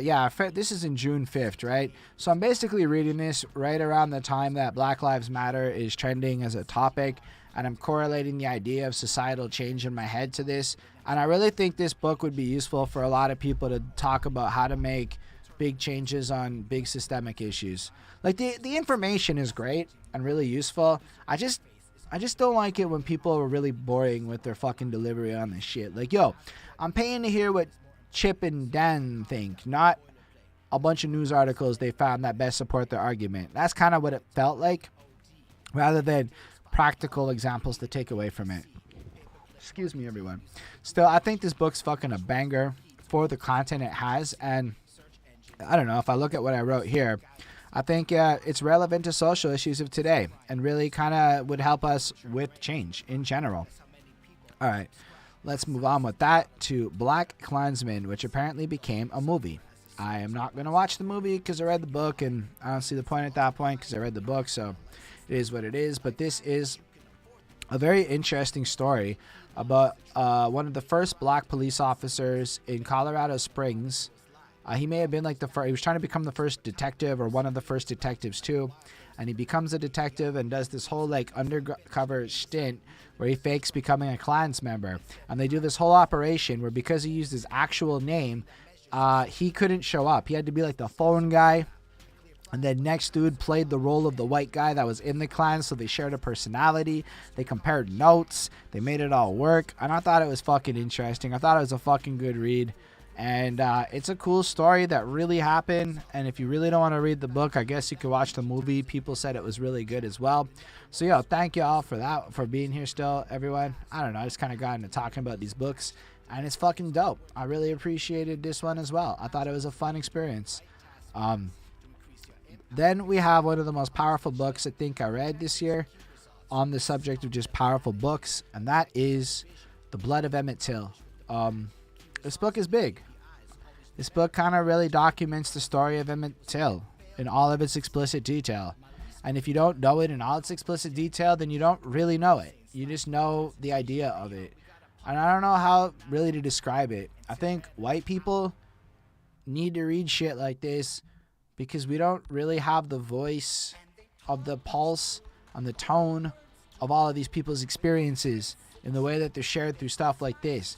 Like, what happened to Emmett Till was ridiculous. They played that kid so dirty, and everyone got away with it. It looks at the court case, looks at the evidence. It looks like really fucking big. And I think I had it up in all year as like in my fucking videos. You'll see it in most of them. I made sure it was front and center because I think everyone needs to read this the way I think everyone needs to read the autobiography of Malcolm X. And reading this is part of why I didn't like a certain book that we're going to get to that I ain't fucking like because it's trash compared to shit like this. Alright, let's move on. Next one is called The Black Panthers. It's real short, but it's real nice. It's written by Gene Marine, who's basically a guy who I would picture myself being if I was in the 60s. That goofy white guy that's in the hood and shit, that's just there to be like a geek and like study and learn and be part of it in the best kind of ways possible. So I really respected the grind he put in. And he just kind of covers a lot of the beginning of the Black Panthers, a lot of their early history, a lot of the stuff that went on up until the death of one of the key people early on. And it's really powerful. Y'all can see the little description there if my like description sucks, but it really just gives you names like, you know, like context and what they really represent, what the rules were, why they walked around with guns, why they had the attitude they did. It makes you really support their movement and really give you an understanding of what it is to be a Panther. And then when you understand all the assassinations that went against prominent members of the Panthers and other movements like this throughout the last 30 years by people like the FBI, it's fucked up because you read something like this that was written back then and you're like, dog, you guys don't even know what the fuck it is today when you talk your shit. I've seen people compare this to really bad organizations, this group of people, and it's not what they were. They're people that are defending their own, and I have big respect for everything that it is. It's inspiring shit to me. Highly recommend this book so you get better history. Let's move on to the next one. Bro, this book makes you cry. This book made me fucking cry. Just Mercy, a story of justice and redemption. I'm pretty sure it's a movie now. All I can tell you is it explores. So Brian Stevenson is a lawyer guy that actually shows up in another book. It kind of like explores his quest as I'm pretty sure this is the one where he like looks at his charitable organization and its efforts to like get this guy free out of jail and off of death row, and a lot of the things that get tied into the death row system down in Alabama and everything that's kind of attached to that, and all of the work he did and everything that goes into it, and the corruption and the innocent people and all of the things that go into that. And I think it's fucking nuts, right? I think it's such a powerful book. And when you look at it and when you finally get to the end of it all, it's really strong. It's really like incredible to see all of the work Brian did, all of the stuff he created, and he should be knighted is what you're left with. That's what I wrote in my little review down there. But he should be fucking knighted. This guy single-handedly created it, well, not single-handedly, but he spearheaded an entire movement to create actual reform when you're dealing with death sentencing in the States, creating legal opportunities for people to challenge and contest these cases, and just all the complexities and all the bullshit that goes into it. And so often the government knows it's wrong, but it's a matter of not admitting it's wrong, so they don't, and it's just fucking whack. So like, it's a really powerful book, and you should read it. Big facts. It should be mandatory reading in high school. That's the level of shit I feel about that. This book's really cool too. My Brother Moochie. And it's really interesting because this guy, Isaac Bailey, his brother goes to jail.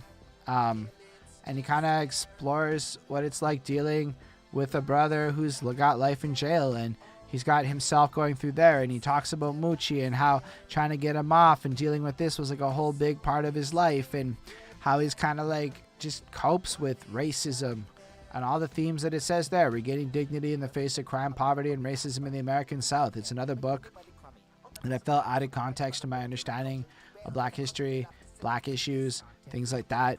Because again, I'm not from the South. I'm in fucking Montreal. So seeing how the South actually plays out, seeing how people have to deal with systemic issues. But then also what's really fascinating about this one is what happens when your brother's guilty, you know? Like when you have to also accept that maybe your brother just actually did it, you know?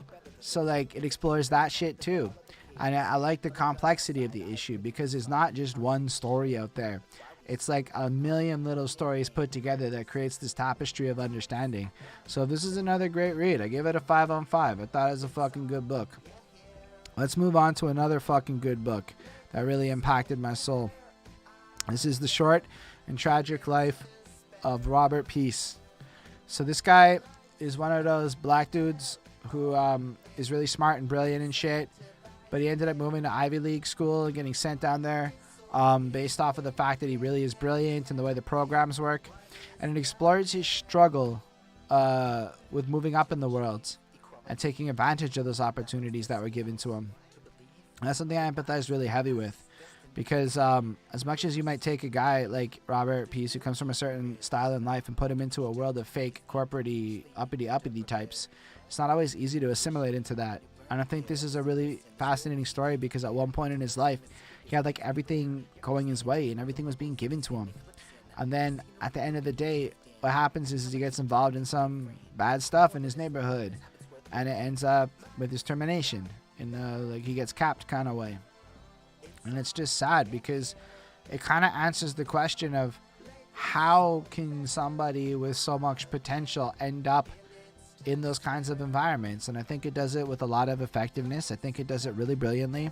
I think it explores the psychology of a person that can't cope with the fakeness of the world because they're so smart that they can't handle it.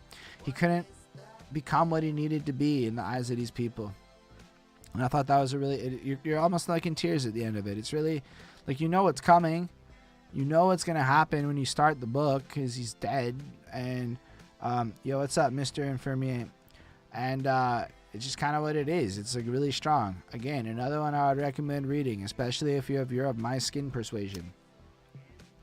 Just what it is. I think it's really good to read this kind of shit.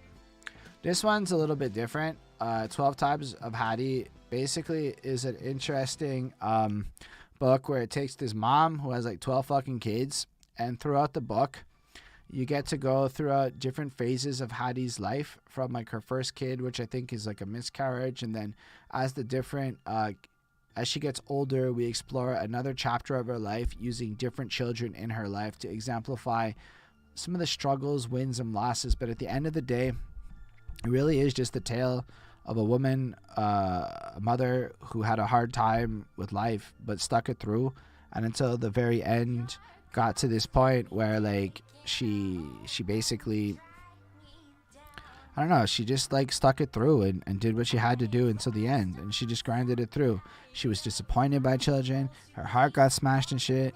It was really strong. It was really a good book. It was one of those ones where like, yo, do you know how many times I think about being a black mom in my life? Never. I never think about that. It's not really my reality in the littlest bit. So I felt like it added some cool context into my shit. And life is good, Mr. Infirmier. Just going through the 60 physical books I read in 2020 so that, you know, it gets a little piece of content out of this. I thought it was a fun idea. Remember everything I actually fucking did read. I hope everything's well with you. The next one in this is, Happy New Year to you as well. The next one is definitely Black Boy by Richard Wright and Edward P. Jones, who did the foreword. This is another powerful one. It explores Richard Wright, who he was just he grew up a young black boy, and it just covers his life as he goes through different experiences in the South back in the day. There's a bit of a theme to some of the books Bonnie bought, because this is all from a batch Bonnie bought, and when Bonnie buys books, there's a theme. So you'll find that the theme is there. Injustice in the South is a big thing that is highly misunderstood. Not to say that there isn't injustice in the North, but I'm familiar with the injustice in the North. I lived through that shit. Injustice in the South is like a whole other fucking universe that I'm not even familiar with in the littlest bit. So seeing this, it's like, okay, it's a really interesting book. It's another perspective, but a lot of it is like looking at people getting lynched. Growing up black in an environment where you have to have this fear, where you're taught to like look down because looking a white guy in the eyes can end your fucking life. I don't know. It was really powerful. It was another really just strong one where I felt like it added context to my life and everything, and I really appreciated it, and I would recommend it. There's probably other ones I would recommend faster, but I still think you should read this one if you can get to it. It's really strong. This one is more palatable. This is going to be one I would recommend faster because at the end of the day, it's just interesting. It's funny. It's got like a smooth, modern take on storytelling, but explores a lot of the same subjects. So it's What Doesn't Kill You Makes You Blacker, a memoir and essays. And what Damon Young does is kind of like the Rude Jude shit. Every chapter in the book is a specific story that explores a specific theme and a specific moment. And basically, you would listen to that and you would get his understanding of being black, dealing with people, dealing with women, dealing with stereotypes, dealing with this and that. And as he becomes a guy that just represents who he is and becomes proud and stronger of who he is. So I really loved it. But more importantly, it was really entertaining. Unlike a lot of the other ones that explore this theme where it's like informative or impactful, this was a sincerely entertaining experience to read this book that I would recommend to anyone. Especially if you're like kind of in like you're new at it, like you're new at big heavy topics like this. This is a good entry point because sometimes the big heavy topics fucking turn people away.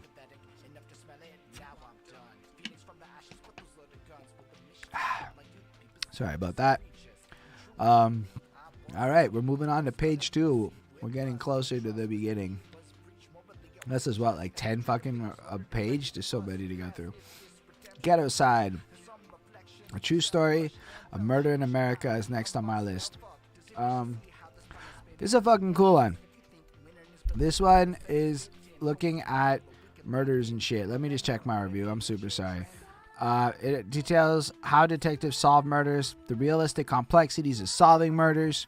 It looks at many factors from sociological histories and presents an interesting perspective into why so many crimes go unsolved. This includes shit like why people don't talk to the cops. This includes shit like, all of it. Why cops don't try very hard. Why certain cases get fucked up. Why people don't actually, why they will focus on certain high-profile cases versus others. Why certain neighborhoods are targeted more than other neighborhoods. And it's all, again, at a level of like media love and like politics and a bunch of other shit that really has nothing to do with being like a good detective, Super interesting book. Really worth reading, especially with like conversations on police and all this shit as they are today. So highly recommend that one. Let's move on our quest here. Next one is called Black Girl Lost. What I remember about this is this girl grew up in the era, if I'm not mistaken, where like she fucking literally how the Emmett Till gets mentioned. So she's like a young girl in that era, and we just kind of like looked at her life. I think I might be wrong about that, but she just kind of explores stuff and proceeds to grow. And it just how I don't remember exactly what happened in it. I'm not gonna lie, I gave it a 4 on 5. Sorry if I don't remember. I don't know if you're with me, Bonnie. You can save me on this one. Is it fiction? So this one was just like a made up story. I don't fucking remember it. I guess I can't say it's that good. I don't know why I have to be like, bro. But yeah, I don't remember what the fuck happened. We can just read the thing. It's a shocking novel of a young girl alone on the streets and a lot of the experience she goes for. And look, it's a good book. I just didn't remember it. It didn't resonate with me in this moment. There's a lot of other books that resonated with me. I read a lot. Not all of them are perfect. Look, Goodreads gave it a high grade. I would recommend it because I gave it like I fondly remember this book I don't remember. That's just kind of what happened. All right, let's move on. Let's not waste time here. The Book of Night Women. Oh my gosh, this book fucked me up. This book is very much remarkably about the Jamaican slave revolt and a lot of the stuff that's going on there. So we kind of see what's happening like prior to it going down, and then how these women coordinated and helped organize this revolt in Jamaica in the 1800s and shit, or 1700s, or whenever the fuck it was. And it's blunt, man. If you want to know what the fuck life on a plantation used to be like, I've never read anything more vivid than this shit. There are vivid examples that I probably shouldn't mention because they're a little shocking.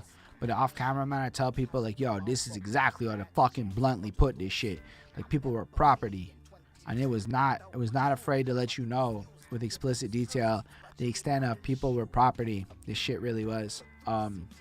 Such a powerful fucking book. I really enjoyed it. I really recommend it. And I don't know. Sometimes it's really like you need to read some shocking shit so that you can like look at it.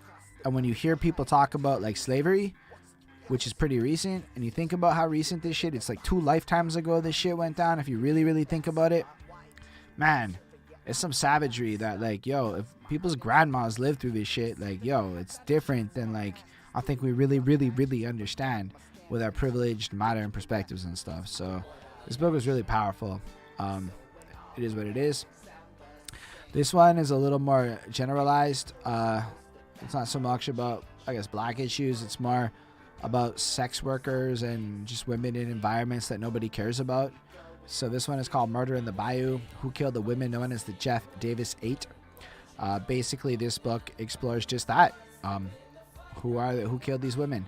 There's 8 ladies who got killed between a period of 4 years. It looks at the court cases. It looks at the commonalities. It looks at this whole thing. And it looks at how fucked up the situation is when people like sex workers or troubled teens or last girls. And yo, Canada, don't even act like we don't have this shit. Go Google Indigenous women. It's those women. It's just these ones were in the fucking bayou. Only if you go to another community, it's the same fucking thing happening. And we care just as little. So like, this is a fucking powerful read too, because again, you start looking at how like little people really give a shit about so many groups of people, where it's almost like the only real solution is an automated criminal system that can track everything, which is a fucked up way to look at it too. But yeah, there was a lot of proof of a lot of things, and police did not choose to investigate. And then time goes by, and then, you know, we end up in a world where everyone's just like, nothing happened. It's an annal of history thing. I don't know if other media got made off of this. I think somebody said there was, but I highly recommend you check this shit out too. I'm going to say that because I read them all. I liked most of what I read this year. Next up, we have Truvine. I couldn't remember what this was. Oh, shit, yeah. This is about 2 African-American brothers that are like albino kind of circus freak types. It's like literally what it says there. They're musicians, and it goes a lot about the circus circuit in like the early 1900s and how they were taken and how they were exploited and how they like ended up getting some kind of pride in their life, but also how it was actually the best thing for them, but also the worst thing for them. And it's a really convoluted and interesting tale looking into, I guess, how circus freaks and shit were treated if you were not white in the South, again, during that Jim Crow era. Powerful fucking book to me. I really didn't know a lot about the circus industry, and it educated me a lot in that world. But it's really done in an era of trying to go back in time and figure out what actually happened to these guys. One of them's still alive when it's written, but like they're not the best sources because it's like they didn't know how old they were. They didn't know a lot of things. They were just kidnapped and rebranded and turned into products that were just carried across the fucking U.S. as a tour show item. Yo, circuses used to be fucking nuts, man. That's like really dark shit. Like really dark shit. I don't know what modern circuses are like, but that shit back in the day was crazy. In like a literally, it's crazy to think about kind of way. Anyhow, The Ballad of Danny Wolf. Oof. I hit the button. I hope I can just hit back. This is a really powerful book too. At this time I was running, so it starts off describing how long it took them to run 4 kilometers or whatever and how out of breath they were. And I'm like, I could run faster than these guys. Yeah. And that's literally what I thought about at that part. But this is a cool book because it explores indigenous gangs across Western Canada, how people get into them, how they were created to organize and galvanize the youth of a community, how the normal gang shit and politics comes into it, how life in the jails worked out for them, how they operate. So this book really inspired me a little bit because very recently there's a Montreal artist who had a warrant put out for him for having fake guns in his videos, or real guns in his videos. And then he taunted the cops a bit, and then the cops got him, or are gonna get him. Kid has like 1 million views plus on YouTube. And I read this book where part of the way to rise up in the gang is you actually have to catch a charge to move up in the gang. So you can't even become a boss in this world that Danny Wolf was in without catching a real charge, like a real big charge. Like you got to do some hard time.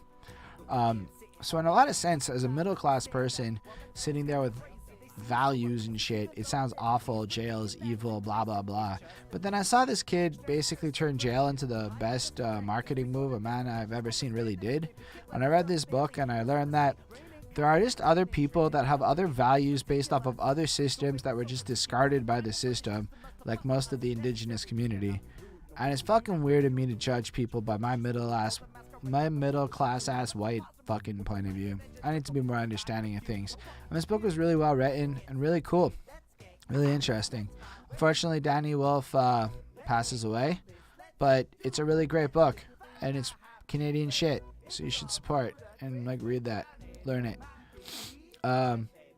This is the one that had the fucking this was Anne it's Anne Moody, or I think. Am I wrong? I might be wrong. I fucking don't know. But yeah, basically, she goes through the thing. This is the one where it talks about Emmett Till. This is a fucking great book. It's Anne Moody. And we walk through her life back in the day, and we see her learning about the racism, learning about shit, watching people learn to vote, watching her become an activist. And it's really like looking at another point of view into the seminal era of the civil rights movement and all of the shit that kind of went into that as she became a big force of nature in that. I highly recommend people read this book. I feel like it's really great. Like, yo, she was 14 when the Emmett Till thing went down, right? Imagine being a 14-year-old young black person in the South, and then like all of a sudden you hear about Emmett Till. Yo, everybody in there has got to be going, yo, it could be us. Like, I remember being at John Abbott College when the Dawson thing went down. If you don't know what the Dawson thing is, there's not a lot of Dawson things that would be correlated, but whatever. A bad incident took place. And I spent the rest of the day going, what if it happens at Abbott? Is this going to be across the board? Now imagine you're like a person in a place where you can get like fucking literally lynched for looking at a person. Yo, imagine looking. Yo, you know what's nuts about a lot of this racism shit? Is so much of this shit is somebody looked at a white woman and a white man got mad. And it's like so much of it boils down to like somebody fucked the wrong person. Like, people got fucking mad insecurity issues. Anyway, this book is powerful, and I think it's like so strong. She's like involved in like everything, and you should know. Like, I remember the name Anne Moody when I saw the cover. Like, that's how strong it was. My memory has been trashed, this whole fucking thing. So definitely recommend reading this. Like, right up there with an autobiography of Malcolm X and some of the other ones that I think are just like you have to read this shit. It's too powerful to not do it. Then we moved on to another book. This is a little break in the normal. So I got an email at work and it said, do you want a free book? I said yes. Why? Because I'm curious about the limits companies are willing to go for marketing purposes. In this case, they let Elisa Ricciardo write a book.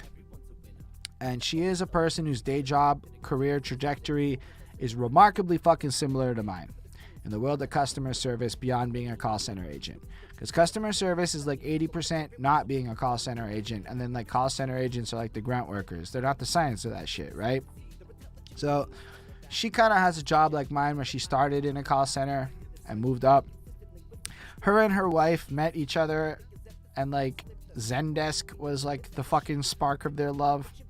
When they were on their honeymoon, they met the guy who made Zendesk and that was part of their love. And I'm like, it's basically every other self-help book you ever read. But if you work in customer service like me and nobody ever talks about you, it's pretty good. Because nobody ever talks about us. Like, you got marketing and this and that, but people don't even get, like, there's a whole other field of shit that I'm doing. People think I'm a call center agent. And I'm like, huh? I've been a call center agent in so fucking long. Way past that shit. I work with the call center manager. I'm like, yo, I need agents to do this and that.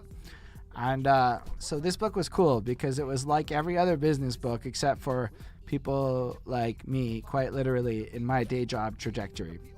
So it's probably not the most relevant book, but a cool way to deal with marketing because now I know about Time Shift, a workforce management software. So if you're into workforce management, Time Shift, they made this book. See, that's what I got out of it. Maybe it was an effective strategy after all. Anyway, next up is Red River Girl, The Life and Death of Tina Fontaine. Oh, this is a young one. She's another young fucking... I think she's indigenous, and it really just explores like how she fucking ran away from home and all the shit that went on in her world. And they try to document who killed her and how she died and who she was involved with and all the fucked up cracks in society that let you get to this kind of fucking situation. It's another really strong one. It's another really interesting one. It's also remarkably similar to all the other ones that are like this, which is just kind of a sad thing because there's so many stories that are just like this, but like it's still not like a huge thing in the world, right? Like everything that happened in Red River Girl still happens, okay? Like probably in our very own city, everywhere, like young teenage girls end up in bad situations and bad things happen, okay? Like that's still a thing. But yo, the fact that all of them read the same and the system doesn't care and nobody cares, I don't know. It's probably worth reading a lot of that. Either way, Joanna Jolly fucking hearted my shit on fucking Instagram, so big ups to her for that. Alright, let's check out the next one. Oh, this is a big one. This is First They Killed My Father, A Daughter of Cambodia Remembers. And this is about a girl that kind of describes her life being a very young child while that Pol Pot fucking Cambodian genocide thing went down.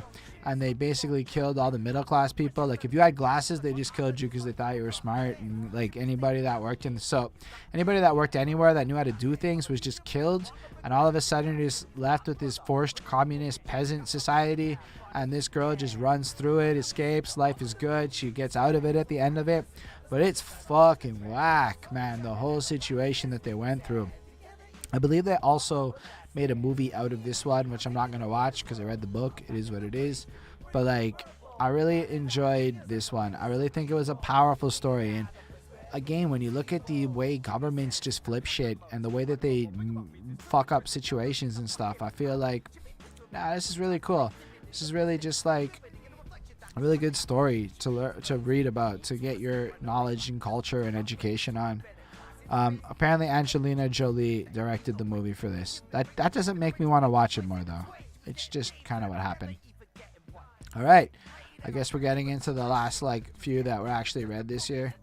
The Sun Does Shine.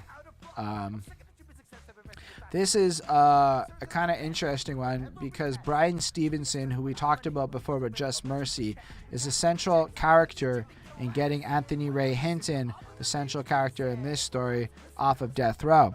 So if you read this in companion with Just Mercy, you are going to get a really complete picture of the state of death row sentencing, going through the court cases, all the things, but from a very black perspective on both sides of the coin and trying to deal with it. And it's a really powerful experience. It's amazing. This shit made me cry as much as Just Mercy did.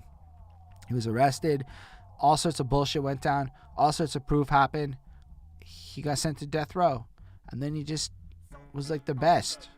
And then he got off after his whole life was passed away. Like 50 or something or whatever. You know how it is. Like fucking 40 years of a guy's life gets wasted and he finally gets let out. And you're like, yo, that's not right. But like, basically, you just have that experience where you got to like see what it was like to be on death row and to go through those transitions and to have to find ways to maintain hope. And it's just sad, man. Death row is a fucked up thing when you really put it into like context for what it really is. State sanctioned murder. Anyway, that's that one. It was really strong. You should definitely read that. Mandatory reading shit. Let's talk about shit that shouldn't be mandatory reading. Y'all can now see when I get to this book that like I read a lot of things related to everything that this book talks about. Allow me to say this book is only fun if you're into hyperbolically flowery language and grandiose big points. It takes the entire book to drop the pun. Some people have told me it's a brilliant setup leading to a stunning and wonderful conclusion. To me, this is some white people white shit for the 60s, and it no longer serves a purpose because there's a shit ton of better literature out there. Read this if you want, but there's a million better things you can read that will teach you the core points of what To Kill a Mockingbird is. It's just, this is some shit that everyone said was a classic forever. And everyone said it's so important. But somehow all the people that read this shit didn't change the world. So maybe it's just an okay book. And that's why I gave it a 3-star. Like, I didn't find it entertaining. I found it super boring. I found the way it handled the topic very much like a 1960s white lady that has no real life experience would. So look, there's a whole market of people that maybe need to hear this voice and this message. But it needs to go somewhere else. Because if this is the only book you read about racism in this time, there are a lot of things it gets wrong that need to like be corrected by stuff by like Just Mercy and shit. Because the idealistic, if only, tolerant fucking bullshit that gets taught in To Kill a Mockingbird is how we ended up in 2020 with a lot of the George Floyd shit. Because people are very tolerant and just have that understanding of other people, and inevitably everyone will get fuck that. It's not really where we're at in the world. So I get what this book was trying to do, and in its era it's wonderful, and the purpose of the book is cool. But there's literally so many other books I read this year that did the job of what this book is trying to do better for a 2020 audience with the scope of severity we understand today, with the access to history we have. This shit is like a level below a 101 course. It's really just there to know why your parents feel how they do, more than being a useful fucking educational piece in this era. And I don't care if people disagree with me on this point.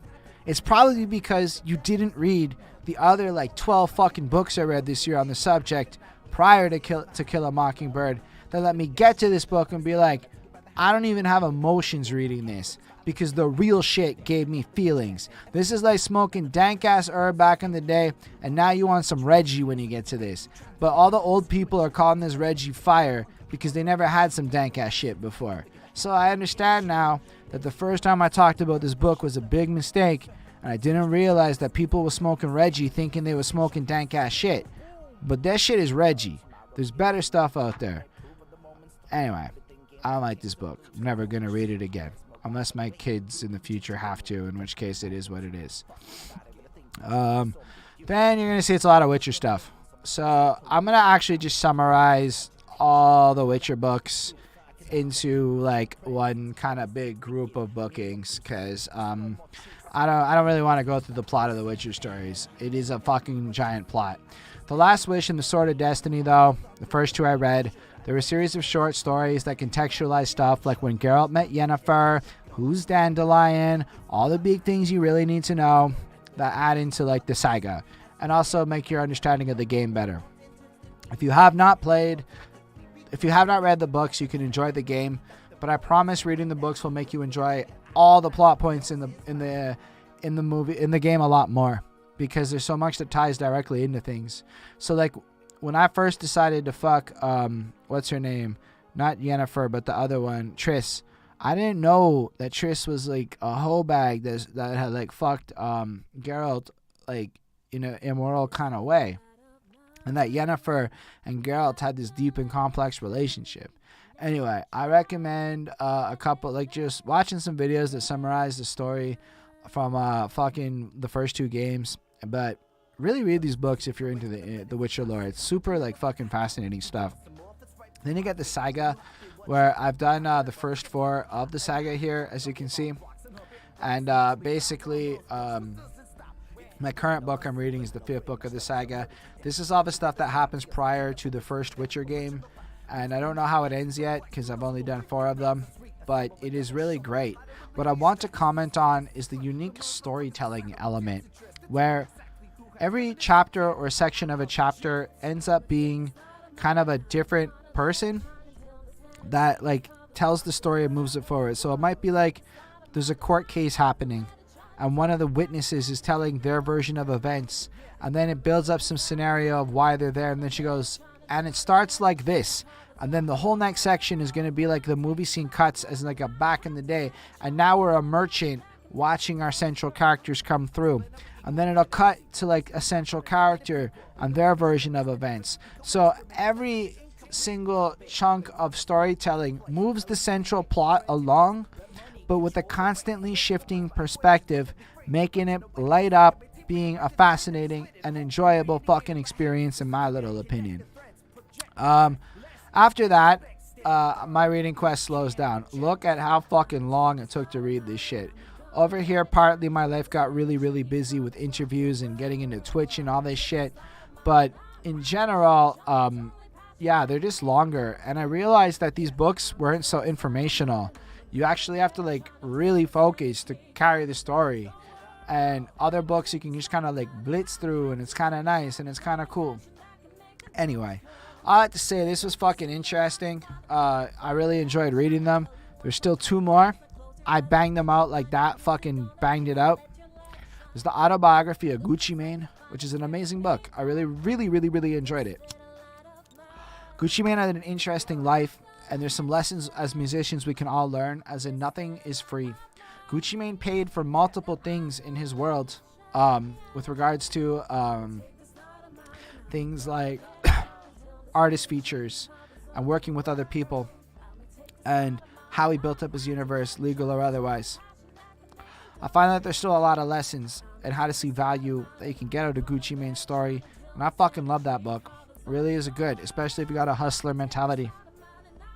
Last one I read, last book of the year, the autobiography of Miss Jane Pittman. She was one of the last living slaves, as in when this book was written, she was like 110 years old, and she was born in slavery and shit. And like, it documents her life, in her words, what she cared to focus on. And we learned a lot about being on the plantation. We learned stuff like how after they escaped the plantation, they come across like a group of people loyal to the Confederacy, and they just murder everybody except for her. She just happens to get lucky. But they murdered everybody. We learn about all kinds of stuff with just her struggle of integrating into the world and trying to understand a place, realizing that no matter what, people are still not going to kind of like black people. But what's really remarkable is at the age of 108, she chooses to go to this protest thing just to be there, to spark the change in other people in her generation, because it explores so heavily how people are not willing to change, or how they don't want to change. How like people are just so okay with, in a sense, being slaves within their mind to the system. Maybe not actually slaves, but they're so willing to just kind of play with the world as it is, that they're not willing to explore other ways of being. They're not willing to like accept that change has to happen and it starts from all the ways it is. They're just afraid. And the fear keeps people in control at a big level. Like, that's their thing. We're not those people. And this comes across all communities and shit. And I thought it was really big. I thought it was a really great way to end it.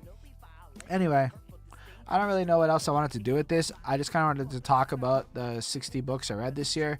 It looks like it took about 2 hours, so that's actually kind of crazy to think about.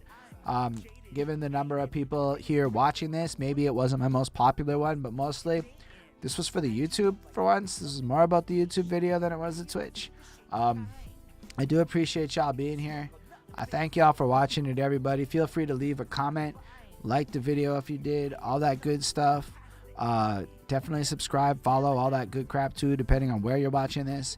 Special thanks to the patrons: Ismail Gadamsi, Chris Prado, Jonathan Barnes, DJ Blackheart, Ken Lindo, Williams, and Scribble. The dope support what we do. If you're down for the cause, patreon.com/behindthatsuit.